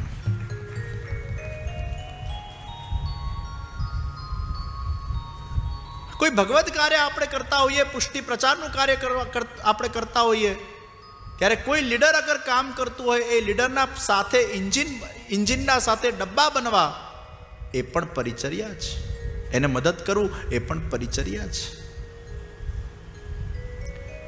આટલી મોટી કમિટી આપણે મહોત્સવમાં બનાવી છે, કમિટીના લીડરો તો બનાવવા પડે, ઇન્જિન તો બનાવવું પડે ને, કમિટીનો હેડ બનાવવો પડે, પછી એના નીચે 50-100 લોકોની કમિટી હોય. હવે 50-100 લોકો જે પેલા કમિટીના લીડરના પ્રમાણે કામ કરે, એ લોકોના મનમાં એવો ભાવ ના આવવો જોઈએ કે બધો યશ તો લીડર લઈ જાય છે, સન્માન લીડરનું થાય, નામ એનું બોલાય, અમે લોકો તો ખાલી આ બધું કર્યા કરીએ છીએ, બસ એના આજુબાજુ ફરીને એ જે કેમ દોડીએ ચાલાય એવું ના વિચારતા. આદરઃ પરિચર્યાયામ. તમે તમારા લીડરના નીચે રહીને જે કંઈ પણ સેવા કરો છો એને આદર આપો. તમે ભલે લીડર નથી, બધા કે લીડર ના બની શકે ને, બધા એન્જિન બની જાય તો પછી ડબ્બામાં કોણ બેસ? એકલો એન્જિન સ્ટેશન પર આવે ને એને જોવા પડાપડી ન થાય, અને એકલા ડબ્બા આવે ને એને જોવાય પડાપડી ન થાય. એન્જિન સાથે ડબ્બા જોડાય અને ટ્રેન બને અને સ્ટેશન પર આવે તો એને જોવા માટે પડાપડી થાય, બેસવા માટે પડાપડી થાય. એકલા એન્જિનનું પણ મૂલ્ય નથી અને એકલા ડબ્બાનું પણ મૂલ્ય નથી. આ બંને ભેગા થાય ને ત્યારે ટ્રેન બને, ત્યારે મુસાફરી થાય અને ત્યારે કોઈ લક્ષ્યને તમે સાકાર કરી શકો છો, ત્યારે તમે તમારા ડેસ્ટિનેશન પર પહોંચી શકો. એટલે એન્જિનનું કામ એન્જિનને કરવા દો, ડબ્બાનું કામ ડબ્બાને કરવા દો. તમારા જાતે એવું ગૌરવ માનો, હમ પટરી પે તો હે ના. એ ડબ્બો પટરી પર તો છે ને, ઘણા ડબ્બા તો પટરી પર જ હજી પહોંચ્યા નથી, એ તો ક્યાંક રખડે છે, હજી તો મેન્યુફેક્ચરિંગમાં ફેક્ટરીમાં પડેલા છે. ફેક્ટરીમાં સરસ ડબ્બો બની ગયો, ડિઝાઇન થઈને સુખ સુવિધાથી સંપન્ન થઈને ડબ્બો બન્યો, અને પછી એ ડબ્બાને બરાબર એની ચકાસણી કરવામાં આવી. હવે તું પરફેક્ટ થઈ ગયો છે લોકોને બેસાડવા માટે, પેસેન્જર તારા અંદર સૂશે, પેસેન્જર તારામાં શયન કરશે, હવે તું વ્યવસ્થિત બની ગયો છે. એ ડબ્બાનું સૌભાગ્ય કે પટરી સુધી પહોંચ્યો, બીજા ડબ્બાથી જોડાયો, અને એનું પરમ સૌભાગ્ય કે એન્જિન સાથે જોડાયો, અને ડબ્બાનું હજી પરમ સૌભાગ્ય જ્યારે ટ્રેન ચાલતી થઈ જાય. પણ પેલો વિચાર કરે ડબ્બો, હું ખાલી ડબ્બો છું. अरे बट डब्बा थो पण एक मोटी बात है भाई, उसके भी मैन्युफैक्चरिंग में समय लगता है. और कितने लोगों को तुम शयन दे रहे हो, कितने लोगों को एक आश्रय बन रहे हो, कितने लोगों को सुख सुविधा देने के लिए तुम निमित्त बन रहे हो.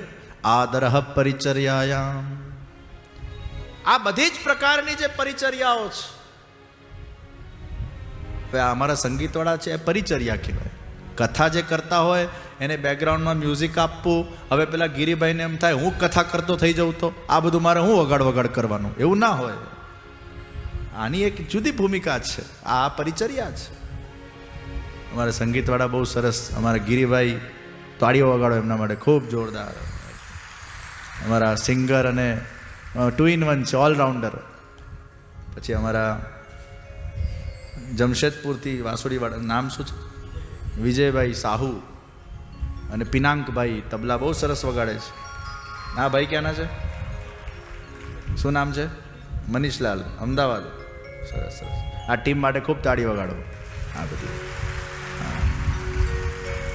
તો જે કથાકારનું કામ છે કથાકાર કરે. આ બંનેનું જ્યારે સમન્વય ગોઠવાય, આ ફોટોગ્રાફર એમનું કામ કરે. આમને એમ થાય કે હું અહીંયા આવીને કથા કરે એવું થોડું હોય. એ इसका काम करेगा भाई, फोटा ही पाड़ेगा खाली. આ લોકોને ટેન્શન જ નહીં ફોટા પાડવાવાળાને. ટેન્શન કથા કરે એને હોય, રીલ ઉતારવાવાળાને શું ટેન્શન હોય?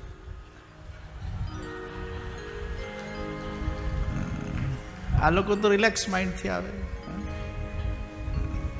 તમને કે ટેન્શન ખરું ભાઈ? નથી ને? જીવનનું ટેન્શન નહીં, આમ ફોટા ઉતારવાનું ટેન્શન ખરું? હું ટેન્શન હોય? ફોટા પાડવાના બેઠા બેઠા સરસ. ભાઈ એ કળા છે, એની જરૂર છે. આ માઇકની જરૂર છે, અમારા વિડીયોની ટીમની પણ જરૂર છે. અમારા હેમંતભાઈ ક્યાં બેઠા, નીતિનભાઈ, આ આખી ટીમ આ પરિચારિકા છે, આ બેક ઓફિસમાં કામ કરતી હોય. અમારા હેમંતભાઈ, નીતિનભાઈ, હરીશભાઈ, અમારા કોમલબેન ચોટ્ટાઈ. કોમલબેન માટે ખૂબ તાળીઓ પાડો. કોમલબેન ચોટ્ટાઈ આફ્રિકાથી આવ્યા છે અને સોશિયલ મીડિયા આખું સંભાળે છે અને 6-7 કલાક અત્યારે વિવાહોમાં ખૂબ સેવા. આ તમે જેટલું પણ સોશિયલ મીડિયાનું આખું તંત્ર ખૂબ સરસ સંભાળી રહ્યા છે. અને આ વિડીયો ફોટોગ્રાફીની ટીમ સાથેનું આખું કોર્ડિનેશન, આ બધું પરિચારિકા જ ખૂબ સારું કામ કરે છે. એમાં એને મજા આવી જોઈએ. જેનો જે ડિપાર્ટમેન્ટ છે એમાં એ પ્રેમથી એ કાર્ય કરે, એમાં એને મજા આવી જોઈએ કે આ મારી જવાબદારી છે. કારણ કે હું પણ કોઈકના યજ્ઞમાં એક સહયોગ આપી રહ્યો છું. અને આ જ્યારે જાત જાતના સહયોગ ભેગા થાય ને ત્યારે જ જેને કોઈ મોટું યજ્ઞ એ સાકાર થાય છે. કોઈ એકલા વ્યક્તિ આ કામ ન કરી શકે ભાઈ. તો પરિચર્યા એની બહુ મહત્વ છે.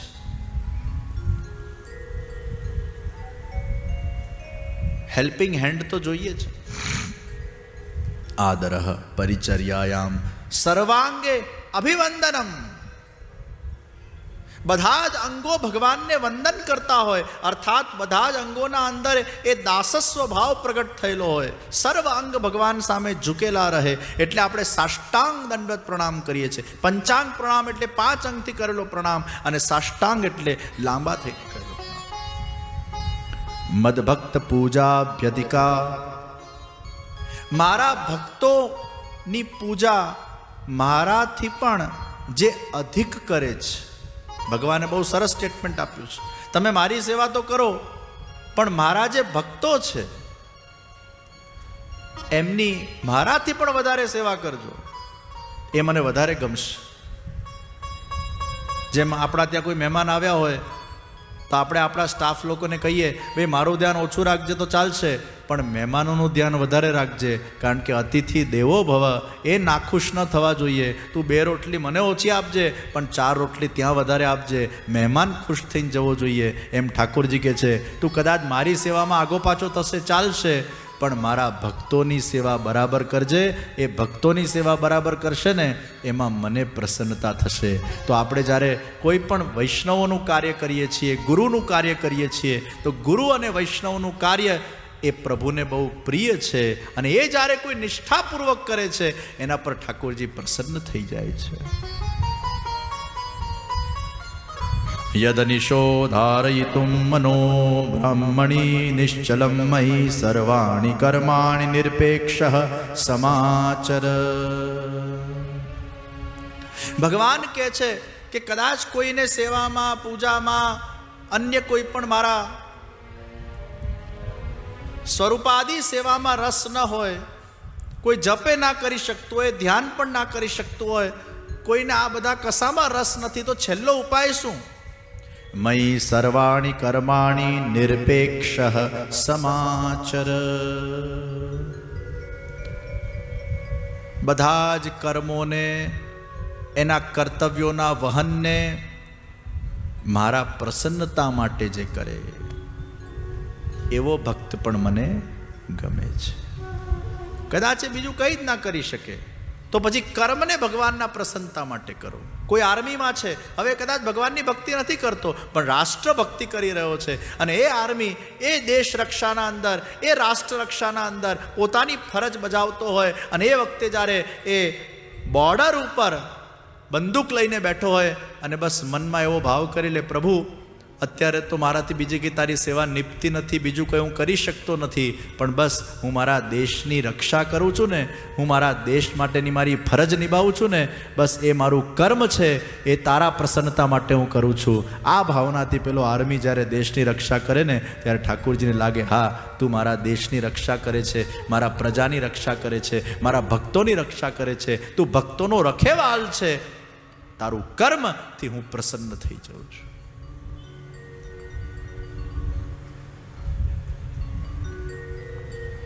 ભગવાને ઉદ્ધવજીને આ ખૂબ સુંદર ઉપદેશ આપ્યો છે. પછી ભગવાને ઉદ્ધવજીને આજ્ઞા કરી કે હવે હે ઉદ્ધવ, તું બદ્રિકાશ્રમ જા, અને બદ્રિકાશ્રમમાં જઈને ત્યાં ભાગવતનું પઠન કર, વાંચન કર, પૂજન કર, અર્ચન કર. મારા સ્વધામ ગયા પછી 7 દિવસમાં આખી દ્વારિકા ડૂબી જશે, અને મારા પધાર્યા પછી આ કલયુગનું આગમન થઈ જશે.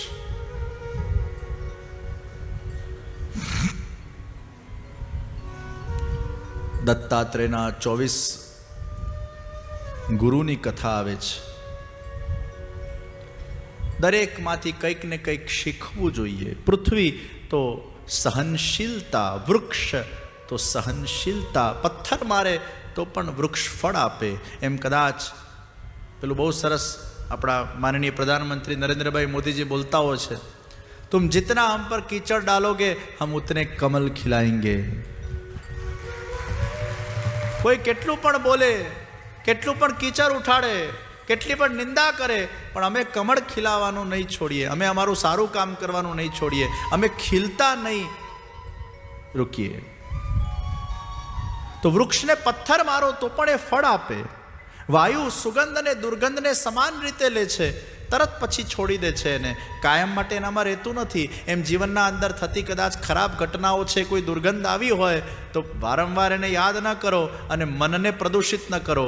ધીરે ધીરે move on in the life, let go करो, आगे बढ़ो, आगे बढ़ते रहो. वायु आगे बढ़ता रहता है, दुर्गंध को पीछे छोड़ देता है. न सुगंध उसमें बहुत देर तक रह पाती है, न दुर्गंध रह पाती है. सुगंध એટલે આસક્તિ, વધારે આસક્તિ પણ રહે તોય નકામી. વધારે પેલા ભૂતકાળના ઇન્સિડન્ટો જે તમને ન ગમ્યા હોય એવાને તમે વારંવાર વાગોડ્યા કરો એ પણ નકામું, નહીં તો તમે આગળ જ ન વધી શકો. એટલે વાયુ પાસે શીખવાનું છે કે સુગંધ અને દુર્ગંધ બંનેમાં જે આગળ વધતો રહે. જલ એ શીતલ છે, ચંદ્રમા એ આપતો જાય ને ભરાતો જાય છે. આ ચંદ્રમા આપણા શરીર જેવો છે કે શરીરના અંદર ભલે વધઘટ થયા કરે પણ મૂળ આપણો આત્મા નિર્વિકાર આત્મા છે. આત્માના અંદર કોઈ વધઘટ થતી નથી. શરીર કદાચ આજે હોય કે ન હોય, આત્મા તો અમર રહેતું હોય છે, પરમાત્માનું અંશ છે. ચંદ્રમામાં વધઘટ દેખાય છે એની કળા છે, મૂળ ચંદ્રમામાં કંઈ ફરક પડતો નથી. ચંદ્રમા તો એઝ ઇટ ઇઝ રહે છે. એમ શરીરના અંદર પણ બાળપણ, યુવાની, વૃદ્ધાવસ્થા આ બધું થયા કરે છે, પણ મૂળમાં આત્મા તો એવો ને એવો તરોતાજા રહે છે. આત્મામાં કોઈ ફરક નથી પડતો. કબૂતરમાં મોહ છે, કબૂતરના બાળકો જાલમાં ફસાયા તો મા પણ કૂદી પડી અને માને જોઈને પેલો પતિ પણ કૂદી પડ્યો, આખું પરિવાર જાલમાં ફસાઈ ગયું. આ મોહ જ. કોઈ બાળક નદીના અંદર તણાતું હોય ને પેલી મા એકદમ વાત્સલ્ય ભાવથી મોહવશ થઈને વિચાર્યા વગર એને તરતા ન આવડતું હોય નદીમાં કૂદી પડે તો ન બાળકને બચાવી શકે ન પોતાને બચાવી શકે. બાળકે ગયું અને પોતે ગઈ. એ મોહ કહેવાય કે માણસ વિચાર્યા વગર ભાવાવેશમાં ખાલી નિર્ણય લે, પ્રેક્ટિકલ વિચાર ન કરે.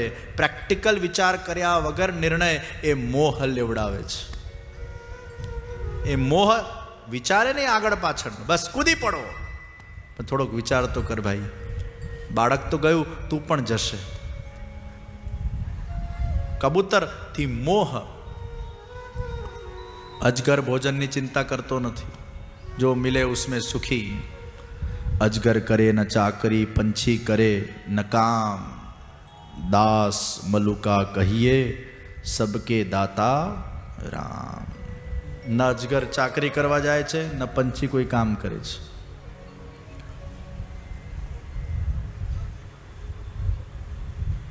પતંગિયું રૂપને જોઈને આકર્ષિત થઈ જાય છે. દત્તાત્રેય જે 24 ગુરુ બનાવ્યા, જેમાંથી પ્રેરણા લે છે, એમાં એક પતંગિયું પણ છે.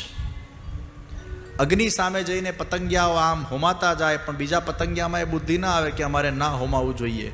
રૂપ એક એવી વસ્તુ છે જે ભલભલાને હોમી દે છે. એમાંથી એ શિક્ષા લીધી છે. પિંગલા પાસેથી પણ શિક્ષા લીધી છે કે પિંગલા રાહ જોઈને બેઠી હોય છે કોઈક મને પ્રાપ્ત થાય, અને પછી એને કોઈ પ્રાપ્ત થતું નથી. એમાં વિરક્તિ આવી જાય છે કે આ બધા હાડ માંસની પુતલાઓ માટે થઈને હું આ રીતે પ્રતીક્ષા કરું છું. આ હાડ માંસના પુતલામાં કંઈ રાખેલું નથી, અને એનામાં એનો અંતરાત્મા જાગૃત બની જાય છે. તો પિંગલા પાસેથી પણ શિક્ષા લીધી છે. જીવનના અંદર દરેક પરિસ્થિતિ, દરેક સ્થિતિ, દરેક વ્યક્તિ કંઈક ને કંઈક આપણને શીખવાડે છે, અને એમાંથી કોઈક લેસન્સ લેવા, એમાંથી કંઈક પ્રેરણાઓ લેવી, એ તો જીવન છે.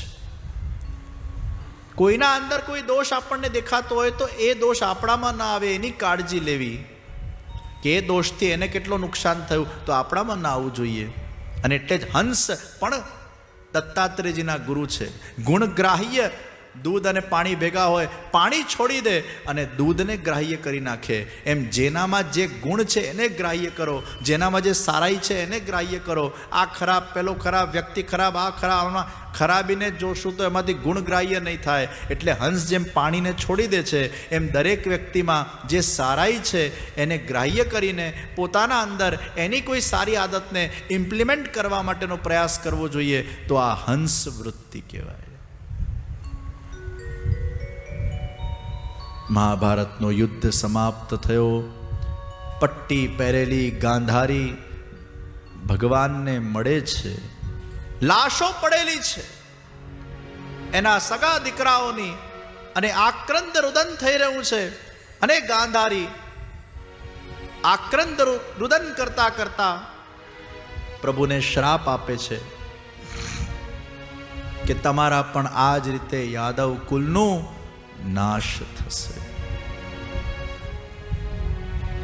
અને તમે તમારા સામે આ બધાને મરતા જોશો. ગાંધારીને પ્રભુ કે છે ये श्राप नहीं, ये तो वरदान है. ભગવાન શ્રી કૃષ્ણ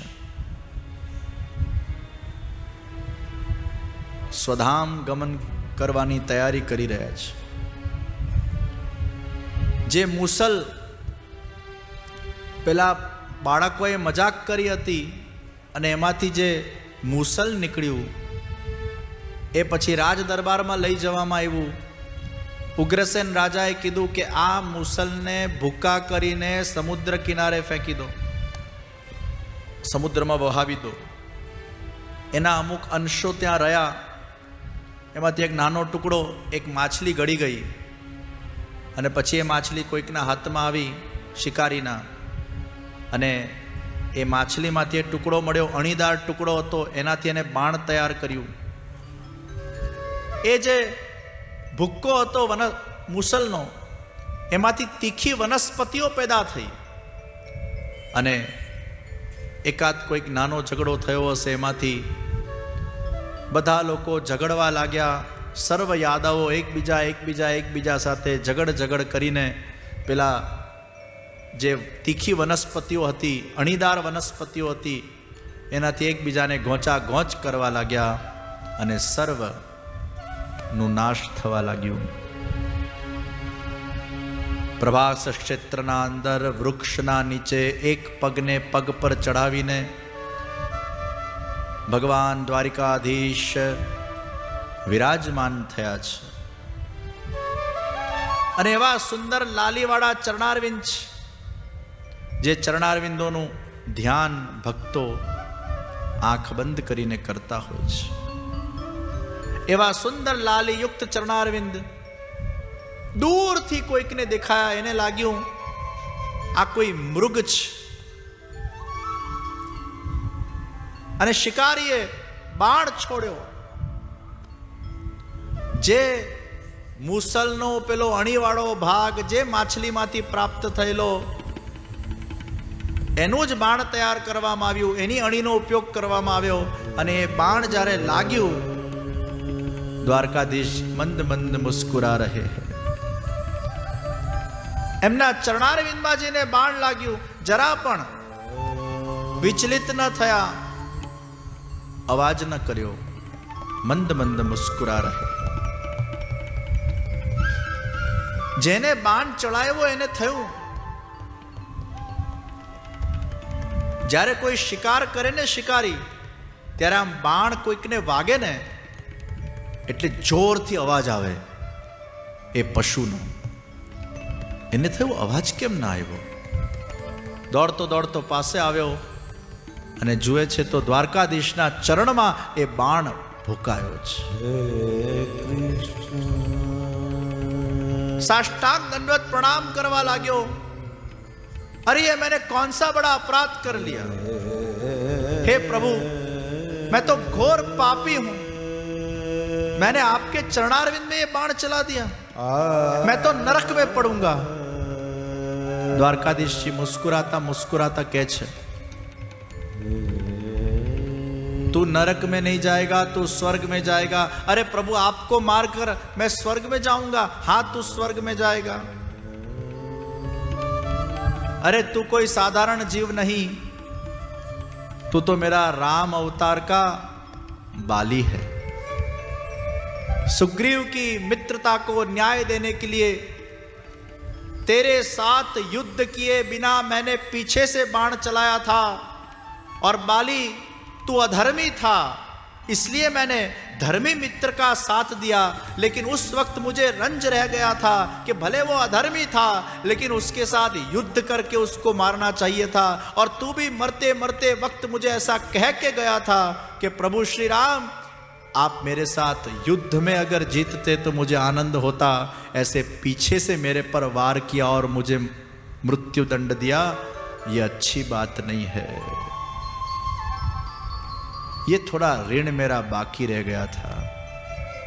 तो बाली, मैंने तुझे पीछे से मारा, आज तूने मुझे पीछे से मारा. हमारा हिसाब बराबर हो गया है. અને આટલું કહીને દ્વારકાધીશે સ્વધામ ગમન કર્યું છે. 12મા સ્કંદના અંદર શુકદેવજીના મુખથી આ કથાને શ્રવણ કરતા કરતા રાજા પરીક્ષિત ધન્ય બન્યા અને ધ્યાનસ્થ અવસ્થાના અંદર બેઠા છે, આંખ બંધ કરીને. જે શુકદેવજીએ ધ્યાન વિધિ પદ્ધતિ બતાડી હતી એનું અનુસંધાન કરીને, ભગવાનના એક એક અંગોનું ધ્યાન કરીને, ધીરે ધીરે પોતાના પ્રાણોને ઉપર સુધી લાવીને, ચક્ર ભેદન કરીને બ્રહ્મરંધ્ર સુધી એમના પ્રાણોને પહોંચાડ્યા. શરીરમાંથી કનેક્શન એમનું ડિસ્કનેક્ટ થઈ ગયું. જેમ એનેસ્થેસિયા લાગે, આપણા શરીરમાંથી સંપર્ક તૂટી જાય, આપણા શરીરમાં કઈ સર્જરીઓ થઈ રહી છે આપણને કોઈ કષ્ટ થતું નથી, એમ એવા સમાધિમાં પહોંચી ગયા. અને એ જ વખતે તક્ષક નાગ આવ્યો અને તક્ષકે પરીક્ષિત રાજાને ડંસ માર્યો છે.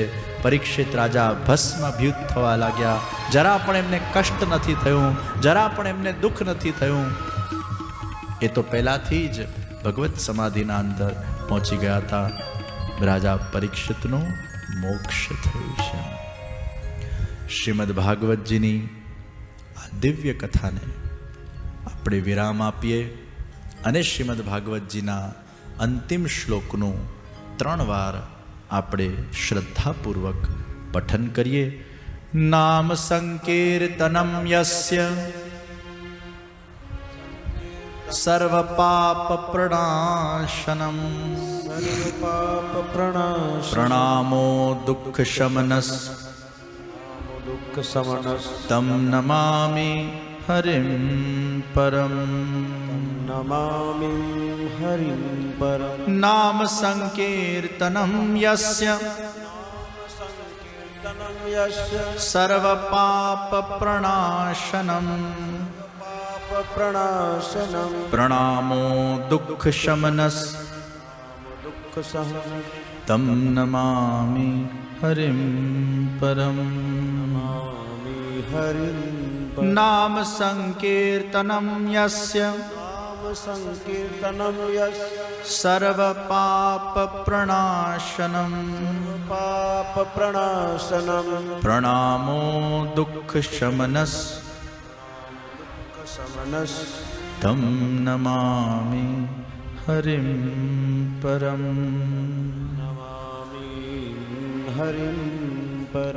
आइए हम भाव से जय जयकार करेंगे.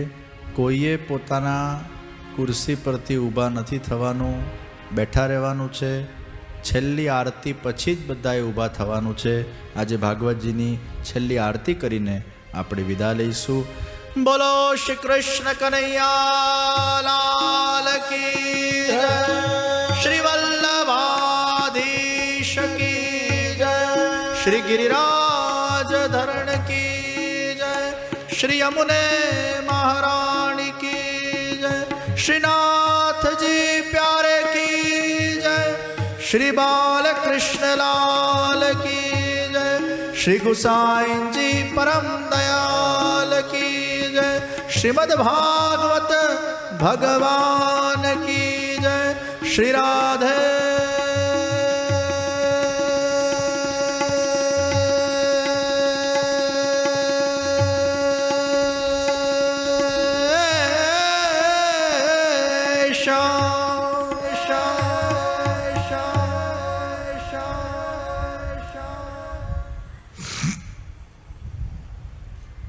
વિવાયો અને વ્રજરામના સંયુક્ત ઉપક્રમે આયોજિત ગ્લોબલ હિન્દુ વૈષ્ણવ પ્રેરણા મહોત્સવ અંતર્ગત ભાગવત કથાના મંગલ પૂર્ણાહુતિના પ્રસંગે આપ સૌને હું ખાસ વધાઈ આપવા માંગુ છું કે વિવાયો દ્વારા આવનાર વર્ષો માટે 5 પ્રોજેક્ટ તૈયાર કરવામાં આવ્યા છે. સૌથી પહેલું ફીડ ધ હંગર પ્રોજેક્ટ. આખા વિશ્વના અંદર જ્યાં જ્યાં જે દેશોમાં ભૂખ્યા લોકો છે, ઇરરિસ્પેક્ટિવ ઓફ કાસ્ટ, ક્રીડ અને રિલિજન, એ ભૂખ્યા લોકોને આપણા વિવાહોની વોલેન્ટિયરની ટીમના માધ્યમથી આપણે ભોજન પ્રદાન કરીશું. 15-20 લોકોની વોલેન્ટિયર ટીમ બનાવીશું. હવે દાખલા તરીકે વડોદરા છે તો વડોદરામાં માંજલપુર એરિયા છે, તો માંજલપુર એરિયામાં 15 કે 20 લોકોની ટીમ બનશે. એ 15 કે 20 લોકો એવું નક્કી કરશે કે અમે 50 લોકોને કે 100 લોકોને ભોજન આપશું. રોજ આપીએ કે વીકમાં એકવાર આપીએ, એમની અનુકૂળતા પ્રમાણે. આ રીતે જુદા જુદા ગ્રુપ્સ બનાવીશું.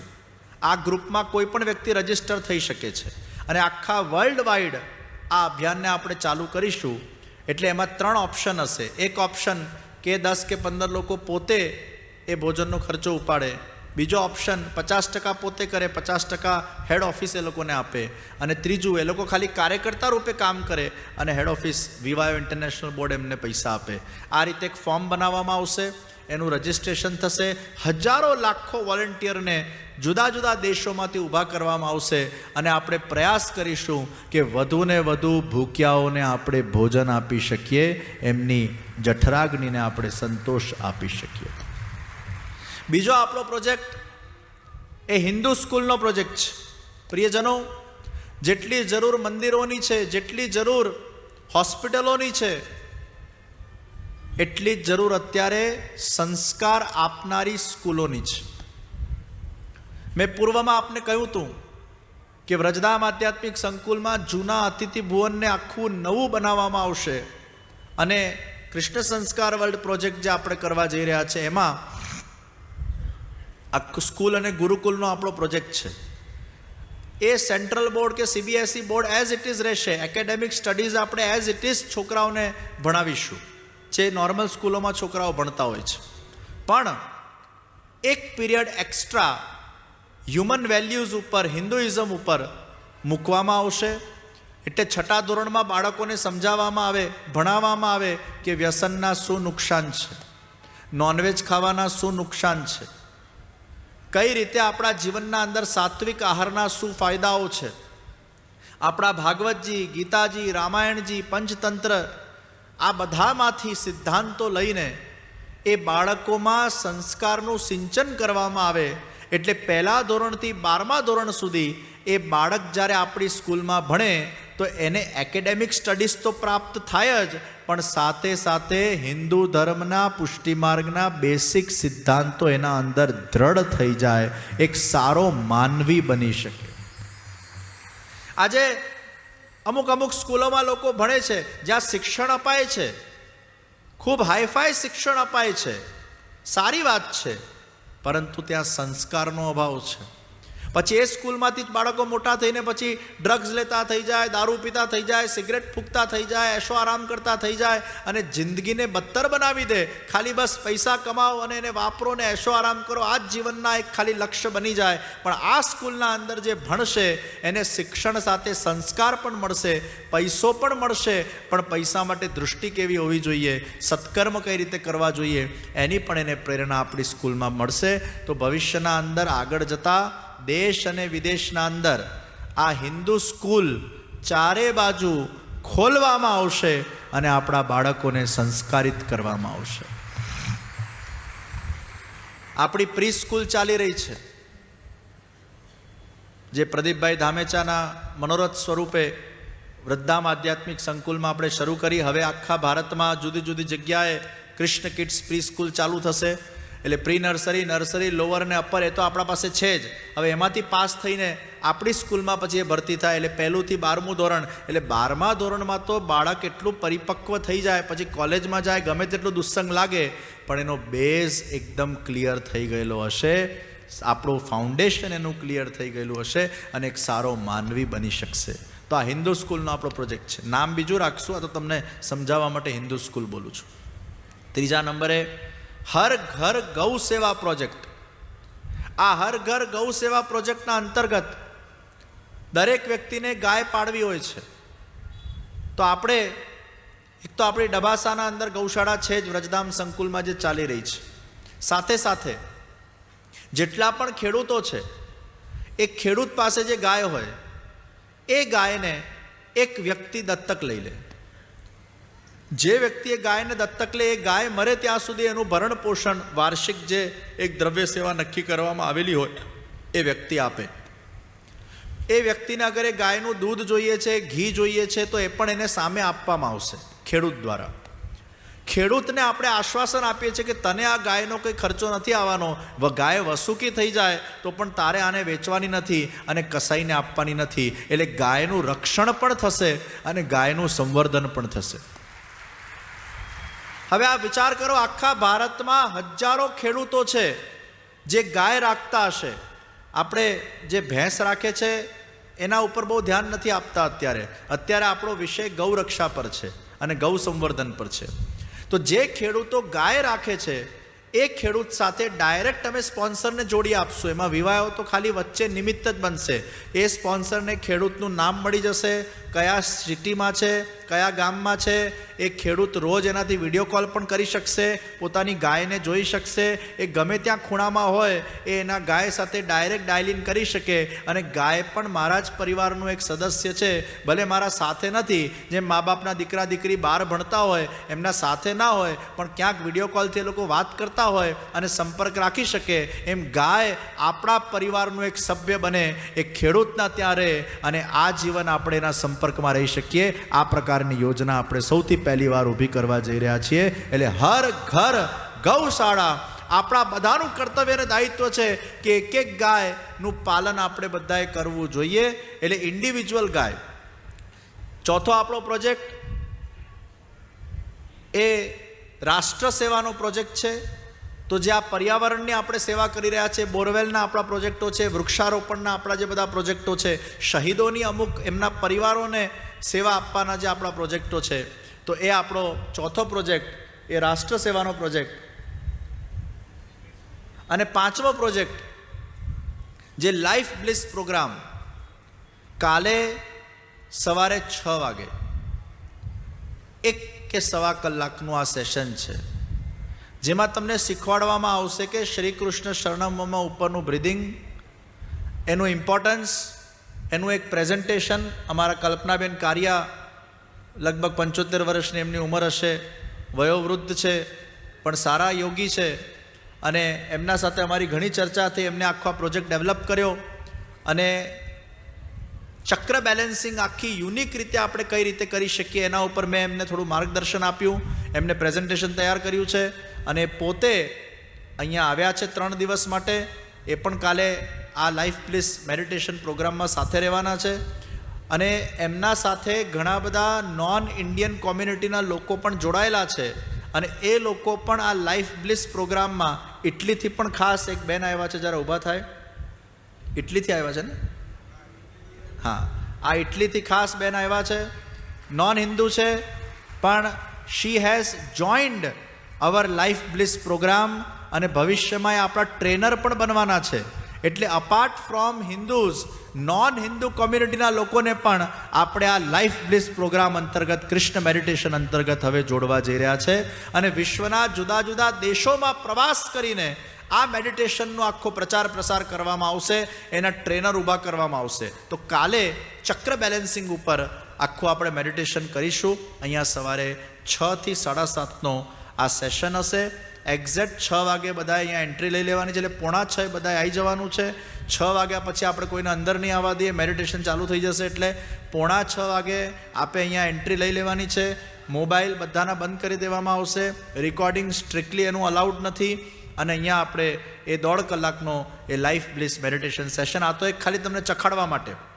પછી આવતા વર્ષે નવેમ્બર મહિનામાં કોઈ એક તીર્થસ્થાનમાં 7 કે 9 દિવસનું આખું સ્પિરિચ્યુઅલ રિટ્રીટનો કાર્યક્રમ, એમાં મૌન રહેવાનું અને સવારથી રાત સુધી એમને ધ્યાન, ચક્ર બેલેન્સિંગ, સત્સંગ, નોલેજ, સાત્વિક આહાર એ આપવામાં આવે. અને આખા એ લોકો ડિટોક્સિફાય થઈ જાય. 7 કે 9 દિવસ તમે મૌન રહો એટલે ડિટોક્સિફાય થઈ જાઓ. અને એક એક ચક્ર ઉપર આપણે કામ કરીશું. આપણા અંદર જે કોઈ પણ વિકારો પડેલા છે એને દૂર કરવા માટેનું આ એક અદ્ભુત, unique, for the first time ever in પુષ્ટિ માર્ગ આ પ્રકારના કોર્સને આપણે શરૂ કરવા જઈ રહ્યા છે, જેનાથી આજની નવી યુવા પેઢી આ કોર્સ સાથે જોડાઈ શકે, એમના સ્ટ્રેસ રિલીફ એ લોકોને થઈ શકે, એમના એન્ઝાયટીઓમાં એમને શાંતિ મળી શકે, એમના ફોકસ લેવલ વધી શકે અને એમની પોઝિટિવ ઉર્જાને આપણે વધારી શકીએ, એ એમના જીવનના અંદર શાંતિમય જીવન જીવી શકે. એ પ્રકારે આખું આયોજન છે. તો 5મો પ્રોજેક્ટ, એનું નામ અમે આપ્યું છે સ્ટ્રેસ ફ્રી વર્લ્ડ. એ આપણો આ 5મો પ્રોજેક્ટ છે. તો આ 5 પ્રોજેક્ટની ભેટ વલ્લભ યુથ ઓર્ગેનાઇઝેશન વિવાહોના માધ્યમથી, વ્રજધામ સંકુલના માધ્યમથી આપ સૌને આ દિવ્ય મહોત્સવના અંદર આપવામાં આવે છે. હવે આ પ્રોજેક્ટો ઉપર અમે આગળ જતા કાર્ય કરીશું. સાથે સાથે વિવાહોનો કૃષ્ણ સંસ્કાર વર્લ્ડ પ્રોજેક્ટ હોય કે આપણા હવેલીઓના પ્રોજેક્ટ હોય કે આપણા થેલેસેમિયાના પ્રોજેક્ટો હોય, માનવતાના પ્રોજેક્ટો હોય, અન્નદાન, શિક્ષાદાન, કન્યાદાન, આ બધા પ્રોજેક્ટો તો આપણા એક સાથે ચાલી જ રહ્યા છે ને ચાલતા જ રહેશે. અને એટલે જ હું આપ સૌને અપીલ કરું છું કે આપ સૌ વિવાયો અને વ્રજધામના અંદર વાર્ષિક ડોનર બનીને વિવાયો અને વ્રજધામની પ્રવૃત્તિને વેગવંતી કરજો. આપ સૌના તન મન અને ધનના સહયોગથી જ આ વૈશ્વિક રીતે જે કાર્ય આપણે ઉપાડેલું છે એને આપણે સાકાર કરી શકીશું. આજે વિવાયો સંસ્થા એ વિશ્વના 18 દેશોના અંદર જ્યારે કાર્યરત હોય અને જ્યાં જ્યાં આપણા સેન્ટરો નથી ત્યાં ત્યાં આપણે સેન્ટરો બનાવી રહ્યા છીએ. આપણા વૈષ્ણવના દીકરા દીકરીઓ કે આપણા યંગ કપલો જ્યારે વિદેશમાં જાય છે ત્યારે એ લોકો શોધતા હોય છે કે પુષ્ટિમાનું મંદિર ક્યાં છે, બાળકો માટે શિક્ષણની એક્ટિવિટી ક્યાં થાય છે, અમારા સત્સંગો ક્યાં થાય છે. અને એ લોકોને આપણા સત્સંગો નથી મળતા, બાળકોને શિક્ષણ નથી મળતું. એટલે પછી આપણા જ વૈષ્ણવ યુગલો યંગસ્ટરો એ જ્યાં એમને જે મંદિરમાં જે પોષણ મળે એમાં એ લોકો જતા રહે છે. અને કેટલા હજારો લાખો લોકો વૈષ્ણવ સંપ્રદાયમાંથી બીજા સંપ્રદાયોના અંદર કન્વર્ટ થઈ ગયા આપણા સેન્ટરો અને કોર્સીસના અભાવના કારણે. અત્યારે વિવાયો આખા વિશ્વના અંદર આ સેન્ટરોને ઊભા કરવા માટે ખૂબ ઉદ્યમ કરી રહ્યું છે, ખૂબ શક્તિ લગાડી રહ્યું છે કે આપણા લોકો આપણામાં રહે, આપણા લોકોને પોષણ મળે, આપણા દીકરા દીકરીઓને એમનામાં સંસ્કારનું સિંચન થાય વિવાહોના એજ્યુકેશન કોર્સના માધ્યમથી. પણ આ બધા પાછળ મેન પાવર અને મની પાવર જોઈએ, એના વગર કંઈ ના થાય. તો મેન પાવર પણ જોઈશે ને મની પાવર પણ જોઈશે. હું આપ સૌને આહ્વાન કરું છું, જે લોકો કદાચ ધનથી સેવા નથી આપી શકતા પણ એમ વિચાર કરે કે મારે 1 કલાકનો સમય આપવો છે, 2 કલાકનો સમય આપવો છે, વીકમાં હું એક આખો દાડો વિવાહો માટે આપીશ કે વૃદ્ધામ માટે આપીશ, તો આપ ચોક્કસ કાર્યાલય ઉપર નામ લખાવજો. અને આસ્થા ચેનલના માધ્યમથી જે લોકો આ ટેલિકાસ્ટ ઘેર બેઠા દેશ કે વિદેશમાં નિહાળી રહ્યા છે એમને કદાચ કોઈ સેવા આપવાની ઈચ્છા થાય તનથી, તો તમને જે નીચે અમારા કોન્ટેક્ટ નંબર્સ આવતા હશે એમાં કોન્ટેક્ટ કરીને પણ તમે તમારું નામ નોંધાવજો. અને જે ધનથી સેવા આપવા માંગે છે એ લોકો પણ વાર્ષિક ધોરણે નક્કી કરે કે અમે ફૂલ નહીં તો ફૂલની પાકડી જેમ ગવર્મેન્ટને વર્ષનું ટેક્સ આપી દઈએ છીએ એમ અમે જે કમાઈશું એના અમુક અંશ 1 વર્ષમાં એક ટેક્સ સ્વરૂપે પણ, એક ધર્મ કાર્ય સ્વરૂપે પણ ધર્મના ઉત્થાન માટે અને વૈશ્વિક અમારા સંપ્રદાયના ઉત્થાન માટે, માનવી જગતના ઉત્થાન માટે, માનવ સેવા, પ્રભુ સેવા, ભગવદ કાર્ય, સામાજિક કાર્ય, રાષ્ટ્ર સેવા, આ બધા માટે, બાળકોને યુવાનોના સંસ્કાર સેવા માટે અમે પણ એક નાનું અંશ કાઢીશું, જેથી કરીને આ રીતે ટીપે ટીપે સરોવર ભરાય અને એક બહુ મોટું ભંડોળ ભેગું થઈ શકે, કોર્પસ ફંડિંગ ભેગું થઈ શકે, જેના વ્યાજ કે ઇન્ટરેસ્ટમાંથી એ સંસ્થા આપણી ચાલ્યા કરે. પ્રિયજનો, મેન પાવર અને મની પાવર આ બંનેને આપણે સશક્ત બનાવવાના છે. આપણા સંપ્રદાયમાં મેન પાવરનો પણ અભાવ છે અને મની પાવરનો પણ અભાવ છે. એટલે આપણે આટલી હજારોની તાદાદમાં જ્યારે આપણે આ સત્સંગને શ્રવણ કરતા હોઈએ ત્યારે આપણે અહીંયાથી એક સંનિષ્ઠ પુષ્ટિ માર્ગના હિન્દુ ધર્મના પ્રચારક તરીકે ઊભા થવાનું છે.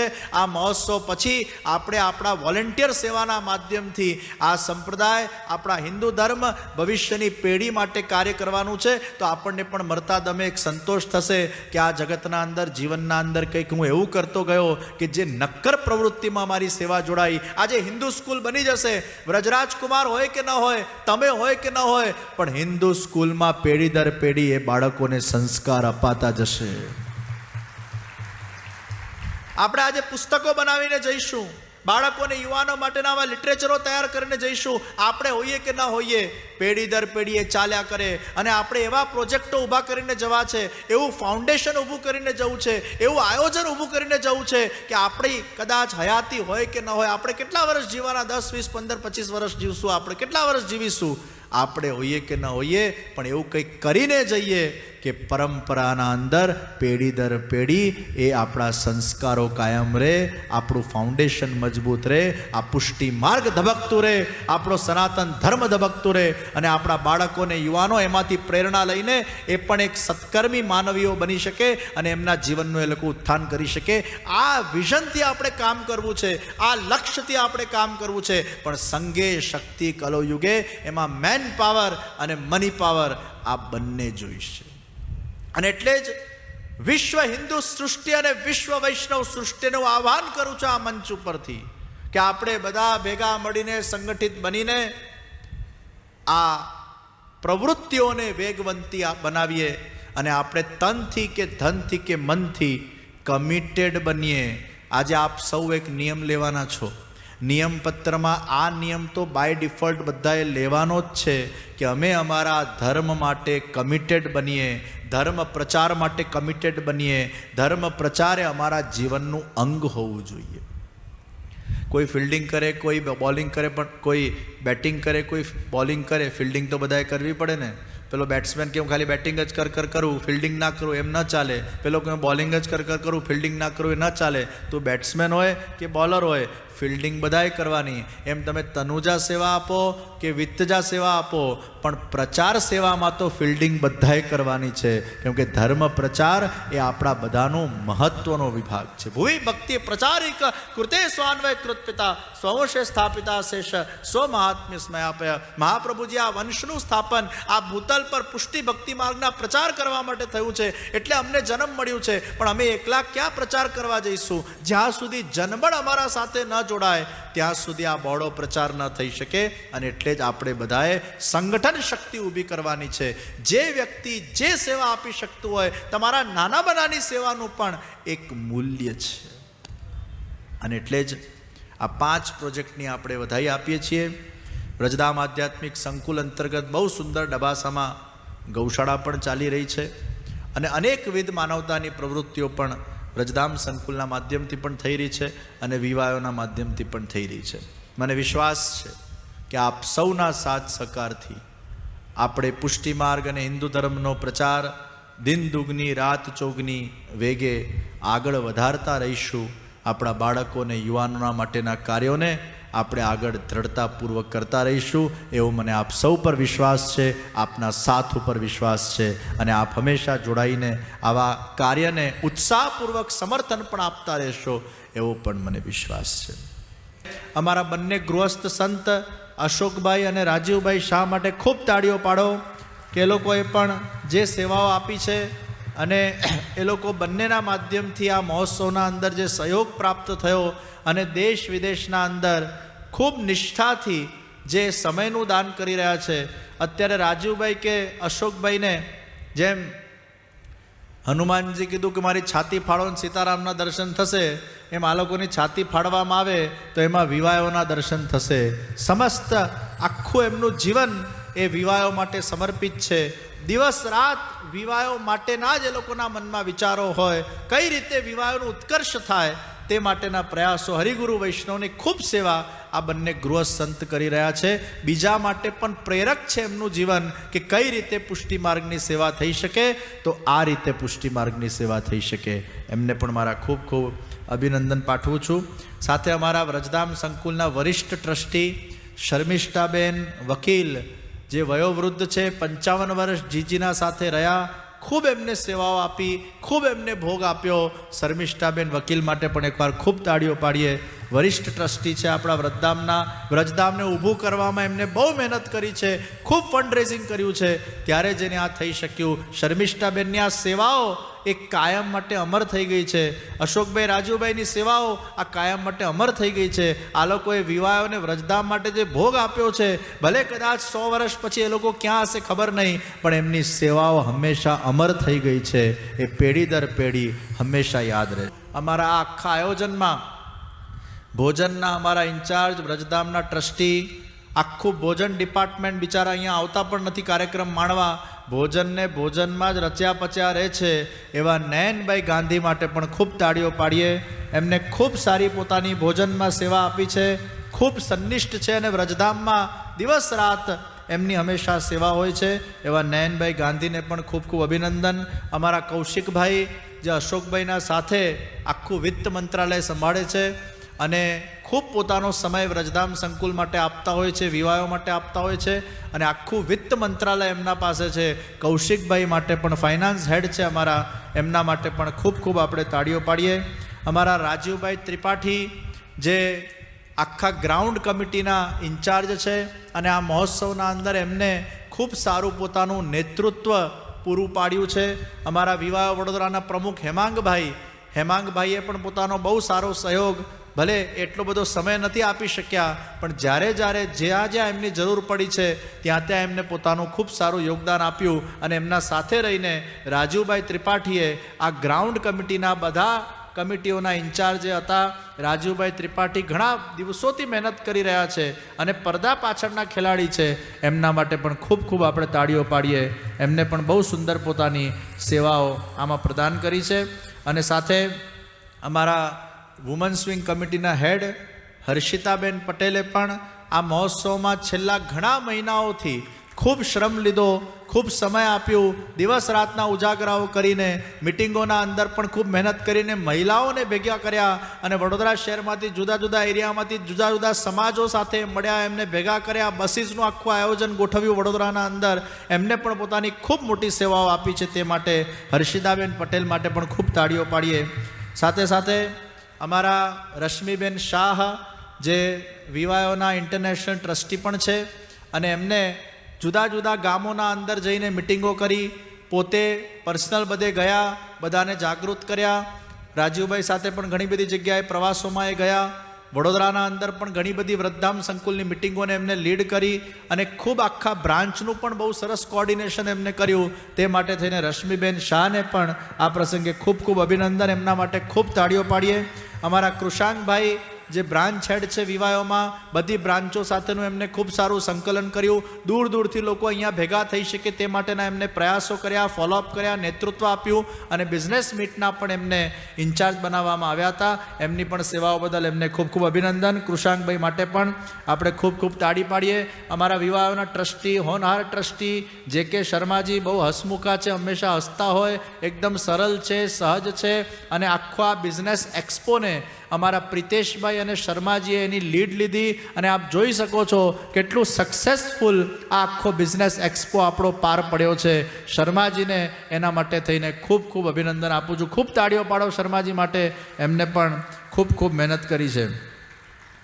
સાથે સાથે અમારા આઈટીવાળા સચિનભાઈ ગરાલા, જેમને આ વિવાહોની એપ્લિકેશન માટે પણ પોતાની બહુ સારી સેવા આપી છે, એમના માટે પણ સચિનભાઈ ગરાલા માટે પણ એકવાર આપણે બધા ખૂબ ખૂબ તાળીઓ પાડીએ. અમારા વૈશાલીબેન ભરૂચવાળા જે જનરલ સેક્રેટરી છે વિવાહો ભારતના, એમને પણ આખા બ્રાન્ચોના બસોનું ખૂબ કોર્ડિનેશન કર્યું, ખૂબ સમય એમને આપ્યો, ખૂબ ટાઈમ આપીને ખૂબ ફોન કોલ્સો કરીને આ મહોત્સવ કઈ રીતે સફળ થાય ને વધુને વધુ લોકો આ મહોત્સવમાં કઈ રીતે આવી શકે તેના માટે એમને યત્નો કર્યા. વૈશાલીબેન શાહ માટે પણ ખૂબ તાળીઓ વગાડીએ. એમનો પણ ઉત્સાહ આ રીતે જ ખૂબ હંમેશાના માટે વધતો જાય. સાથે અમારા વિવાહોના જનરલ સેક્રેટરી અને વિવાહો ભારતના એજ્યુકેશન હેડ રીમાબેન આદેસરા, એમને પણ ખૂબ મહેનત કરી. આ નાના બાળકોનું આખું કોર્ડિનેશન એમના માધ્યમથી અહીંયા વડોદરામાં નિપાબેનના સાથે રહીને અને બીજા જેટલા પણ આપણા વિવાહોના હેડ્સ છે એમના સાથે રહીને એમને પોતાનો સમય આપ્યો. છેલ્લા 9-10 દિવસથી અહીંયા જ આ બધા કોર્ડિનેશનમાં અહીંયાના PR વિભાગમાં પણ બહુ સારી એમને સેવા આપી. રીમાબેન આદેસરા જમશેદપુરથી ખાસ આવ્યા છે આ સેવા આપવા માટે અને સેવા આપી રહ્યા છે. વિવાહ એજ્યુકેશન આખું એમના અંતર્ગત છે, એમને પણ ખૂબ ખૂબ અભિનંદન પાઠવું છું. અમારા વુમન વિંગમાંથી બિન્નીબેન, રૂપલબેન, દીપુબેન, એશાબેન અને પૂજાબેન, આ લોકો માટે ખૂબ તાળીઓ પાડજો. આ બધી બહેનો ઘરે ઘરે ગઈ, એમની ટીમ સાથે ઘરે ઘરે ગઈ, કેટલા દિવસોથી મિટિંગો કરી રહ્યા હતા. આ લોકોએ ખૂબ મહેનત કરી છે અને આખી કમિટીઓએ પણ ખૂબ મહેનત કરી છે. એ લોકોને પણ ખૂબ ખૂબ અભિનંદન. અમારા પ્રેમ યુથ વિંગમાંથી પ્રેમ, કૃપલ અને હિમાદ્રી અને એમના સાથેના બધા જ યંગસ્ટરો, એ લોકોએ પ્રયાસ કર્યો કે વધુને વધુ યંગસ્ટર્સ આ કથામાં કઈ રીતે આવી શકે તે માટે એ લોકોએ ખૂબ યત્નો કર્યા છે. તો પ્રેમ, કૃપલ ને હિમાદ્રીને આખી યુથ ટીમ માટે ખૂબ તાળીઓ પાડજો. આ છોકરાઓએ 8-8 દિવસ સુધી આગળ બેસીને આ આખી કથાનું રસપાન કર્યું છે. આ બહુ મોટી વાત કહેવાય છોકરાઓ માટે કે 3-3, 4-4, 5-5 કલાક બેસીને કથાનું રસપાન કરવું, ધૈર્યપૂર્વક બેસવું. અને અમારા ફ્રાઈડે સત્સંગમાં ખૂબ મોટી સંખ્યામાં વ્રજધામમાં એવરી ફ્રાઈડે ભોજન સાથેનો યુથ સત્સંગ થાય છે અને એમાં બધા જ યંગસ્ટર્સ લીડ લે છે. હું આપ સૌને પણ અપીલ કરું છું કે આપના દીકરા દીકરીઓને વિવાયો યુથ સત્સંગમાં તમે ઇન્વોલ્વ કરજો. એવરી ફ્રાઈડે વ્રજધામ સંકુલમાં રાત્રે 7 વાગ્યાથી 9 વાગ્યા સુધી ભોજન, પછી ભજન અને ખૂબ સારા સત્સંગીઓ તમને બધાને પ્રાપ્ત થશે. સાથે અમારા વૈશાલીબેન પાર્લા મુંબઈથી પણ અહીંયા ઉપસ્થિત છે.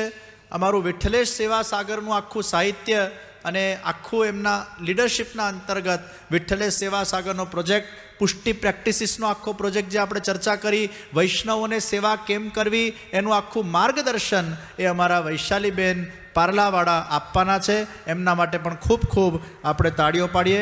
વૈશાલીબેન અને સેહુલભાઈએ પણ બહુ સારો સહયોગ વિઠ્ઠલેશ સેવા સાગરને આપ્યું છે, તે માટે એમને પણ ખૂબ ખૂબ અભિનંદન. અમારા ડૉક્ટર વિજયભાઈ ઝવેરી અને હિનાબેન અને બકુલભાઈ અને અમારા દિશાબેન, આ ચારેયના માધ્યમથી વિજયભાઈ ઝવેરીના નેતૃત્વમાં સૌથી પહેલીવાર 84 વૈષ્ણવો ઉપર એકદમ ઇઝી લેંગ્વેજના અંદર, કેવળ ટ્રાન્સલેશન નથી, ટ્રાન્સલેશનવાળી તો પુસ્તકો ઘણી કદાચ મળતી હશે, પણ એકદમ ઇઝી લેંગ્વેજના અંદર આજના યુવાનો, બાળકોએ વાર્તાઓને સમજી શકે તે માટે થઈને એમને જે 84 વૈષ્ણવની વાર્તાનું જે રીતે આખું સરસ રીતે લેખન કર્યું છે, ટ્રાન્સલેશનના સાથે એને ઇઝી બનાવીને આપણા સૌના માટે શીરો એકદમ કોમળ હોય, તરત ગળામાં ઉતરી જાય એમ એમને લેંગ્વેજ એટલી સરસ યુઝ કરેલી છે કે તરત બુદ્ધિમાં ઉતરી જાય. તો ડૉક્ટર વિજયભાઈ ઝવેરી માયામી ફ્લોરિડા યુએસએથી આવ્યા છે, એમના માટે ખૂબ તાળીઓ પાડીએ. એમને ખૂબ મહેનત કરી છે અને હવે આગળ જતાં 252નો પ્રોજેક્ટ, શિક્ષાપત્રોનો પ્રોજેક્ટ, ષોડશ ગ્રંથોના પ્રોજેક્ટો, આ બધું આપણે કરવાનું છે. આપણે કરીને ઉપર જતા રહીશું.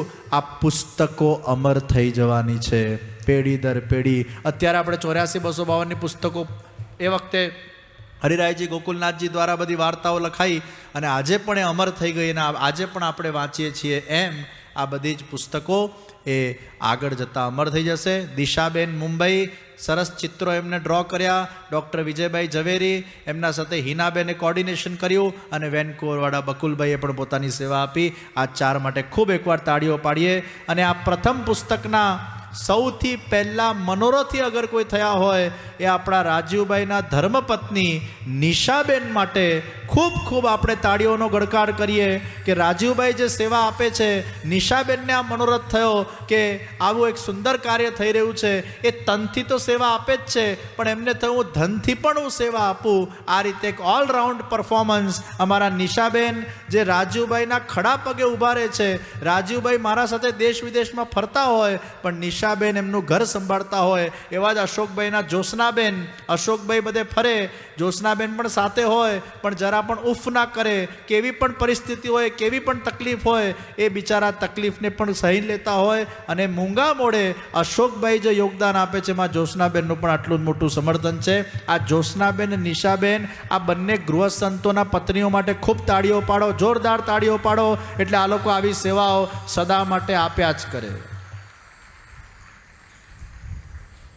અમારા વ્રજધામના ટ્રસ્ટીઓ હરીશભાઈ દલાલ, જયંતિભાઈ સહિતના હરીશભાઈ અને જયંતિભાઈ પણ રોજની ખૂબ ડે ટુ ડેની એમની અકાઉન્ટ્સ ફાઇનાન્સ વિભાગના અંદર એમની ખૂબ સેવાઓ હોય છે. ડાબા બેઠકજીમાં જયંતિભાઈ આપતા હોય છે અને એમના સાથે જેટલા પણ ટ્રસ્ટીઓ છે એ બધાને પણ આ પ્રસંગે હું ખૂબ ખૂબ મારા અભિનંદન પાઠવું છું. અમારા વિવાયો યુકેના અંદર બાલમમાં બહુ જ મોટા દાનવીર અમારા જયેશભાઈ અને દેવ્યાનીબેન પટેલ કે જેમને રાધાકૃષ્ણ આશ્રમમાં શ્રીનાથજીનું સુંદર મંદિરનું નિર્માણ કર્યું અને ખૂબ મોટા દાતા આપણા વિવાહોના અંદર જ્યાં જ્યાં માનવતાના પ્રોજેક્ટો થતા હોય દેવ્યાનીબેન અને જયેશભાઈ ઊભા થાય અને એમના માટે ખૂબ આપણે તાળીઓ પાડીએ.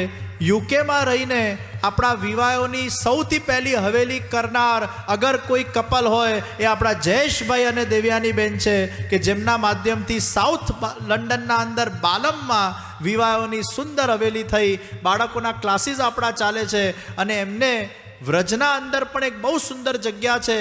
એ વખતે આપણા શ્યામા માતાજીની સુંદર એમાં એ ટ્રસ્ટી પણ છે, અને એ જગ્યામાં પણ આપણા શ્રીનાથજીની હવેલી વૃંદાવનમાં પણ સાકાર કરવા માટેનું એનું પણ ડોનેશન આપણા જયેશભાઈ દેવ્યાનીબેન પ્રદાન કરી રહ્યા છે. એમને ખૂબ ખૂબ આ પ્રસંગે હું ધન્યવાદ આપું છું, ખૂબ ખૂબ અભિનંદન એમને પાઠવું છું. અમારા કરણભાઈ મોદી એ અમારા સાથે ખૂબ સેવામાં જોડાયેલા છે, મુંબઈથી છે, અને અહીંયા પીઆરમાં પણ એને ખૂબ સારી સેવા આપી. જરા કરણભાઈ પર કેમેરો લો તો જરા. કરણભાઈ મોદી એ ધોતી બંડી પહેરીને અહીંયા સેવા એમને ખૂબ આપી છે, અને હું મુંબઈ જાઉં એટલે અમને એરપોર્ટથી રિસીવિંગથી લઈને આખી સેવા પણ એ ખૂબ નિસ્વાર્થ ભાવે કરતા હોય છે. એમનું આખું પરિવાર, કરણભાઈ મોદીનું આખું ફેમિલી એ હરિગુરુ વૈષ્ણવની સેવાના અંદર જોડાયેલું છે. કરણ મોદીને પણ આ પ્રસંગે હું ખૂબ ખૂબ મારા આશીર્વાદ પાઠવું છું. અચ્છા, પ્રદર્શનીમાં જે પીઆર ટીમ હતી, જે લોકો ઊભા રહેતા હતા આટલા બધા કલાકો સુધી, તમે અહીંયા બેઠા બેઠા કથા સાંભળતા હતા, આ લોકો ઊભા ઊભા કથા સાંભળતા હતા, એટલે મોટું તપ કર્યું છે આ બધાએ. એટલે આખી આપણી ભારત તીર્થ દર્શનની જે પીઆર ટીમ છે, આપણા નીપાબેન શાહ અને એમની આખી ટીમ માટે પણ ખૂબ તાળીઓ વગાડીએ. એમને પણ ખૂબ ખૂબ અભિનંદન.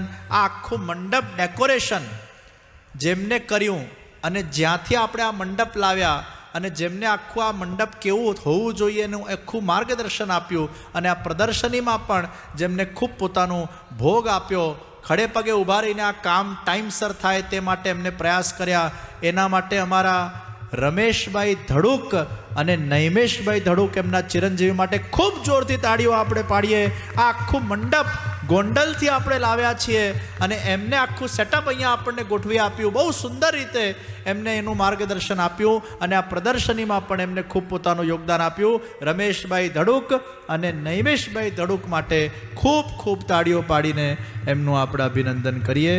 વિશેષ કંઈ નહીં કહેતા, પૂજનીય શ્રી જીજી નિત્યલીલાસ્ત શ્રી ઇન્દિરા બેટીજી મહોદયા શ્રીના શ્રી ચરણારવિંદોના અંદર દંડવત પ્રણામ કરીને, સર્વ વડીલોના ચરણારવિંદોના અંદર દંડવત પ્રણામ કરીને, શ્રી ગિરિરાજ બાબા, શ્રીનાથજી, શ્રી બાલકૃષ્ણલાલજી, શ્રી યમુનાજી, શ્રી મહાપ્રભુજીના શ્રી ચરણારવિંદોના અંદર, શ્રી ગુસાઈજીના ચરણારવિંદોના અંદર દંડવત પ્રણામ કરીને, પૂજનીય શ્રી જીજીના આશીર્વાદથી, એમની કૃપાથી આ વિવાહ અને વ્રજધામના સંયુક્ત ઉપક્રમે આયોજિત ગ્લોબલ હિન્દુ વૈષ્ણવ પ્રેરણા મહોત્સવ, જે પૂજનીય શ્રી જીજીની કૃપાથી, વડીલોના સર્વના આશીર્વાદથી, પૂજ્ય પિતામહચરણ, પિતૃચરણ અને સર્વ વડીલોના વિશેષ અનુકંપાથી, સર્વ પ્રભુની કૃપાથી આ સુંદર આયોજન આપણું નિર્વિઘ્નતા રૂપે સાકાર થયું છે.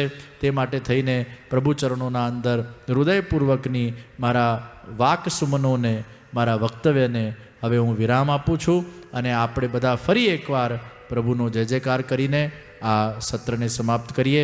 બોલો શ્રી કૃષ્ણ કનૈયા, શ્રી વલ્લભાધીશ કી, શ્રી ગિરિરાજ ધરણ કી, શ્રી યમુને મહારાણી કી, શ્રીનાથજી પ્યારે કી, શ્રી બાલકૃષ્ણલાલ કી, શ્રી રાધે શ્યામ.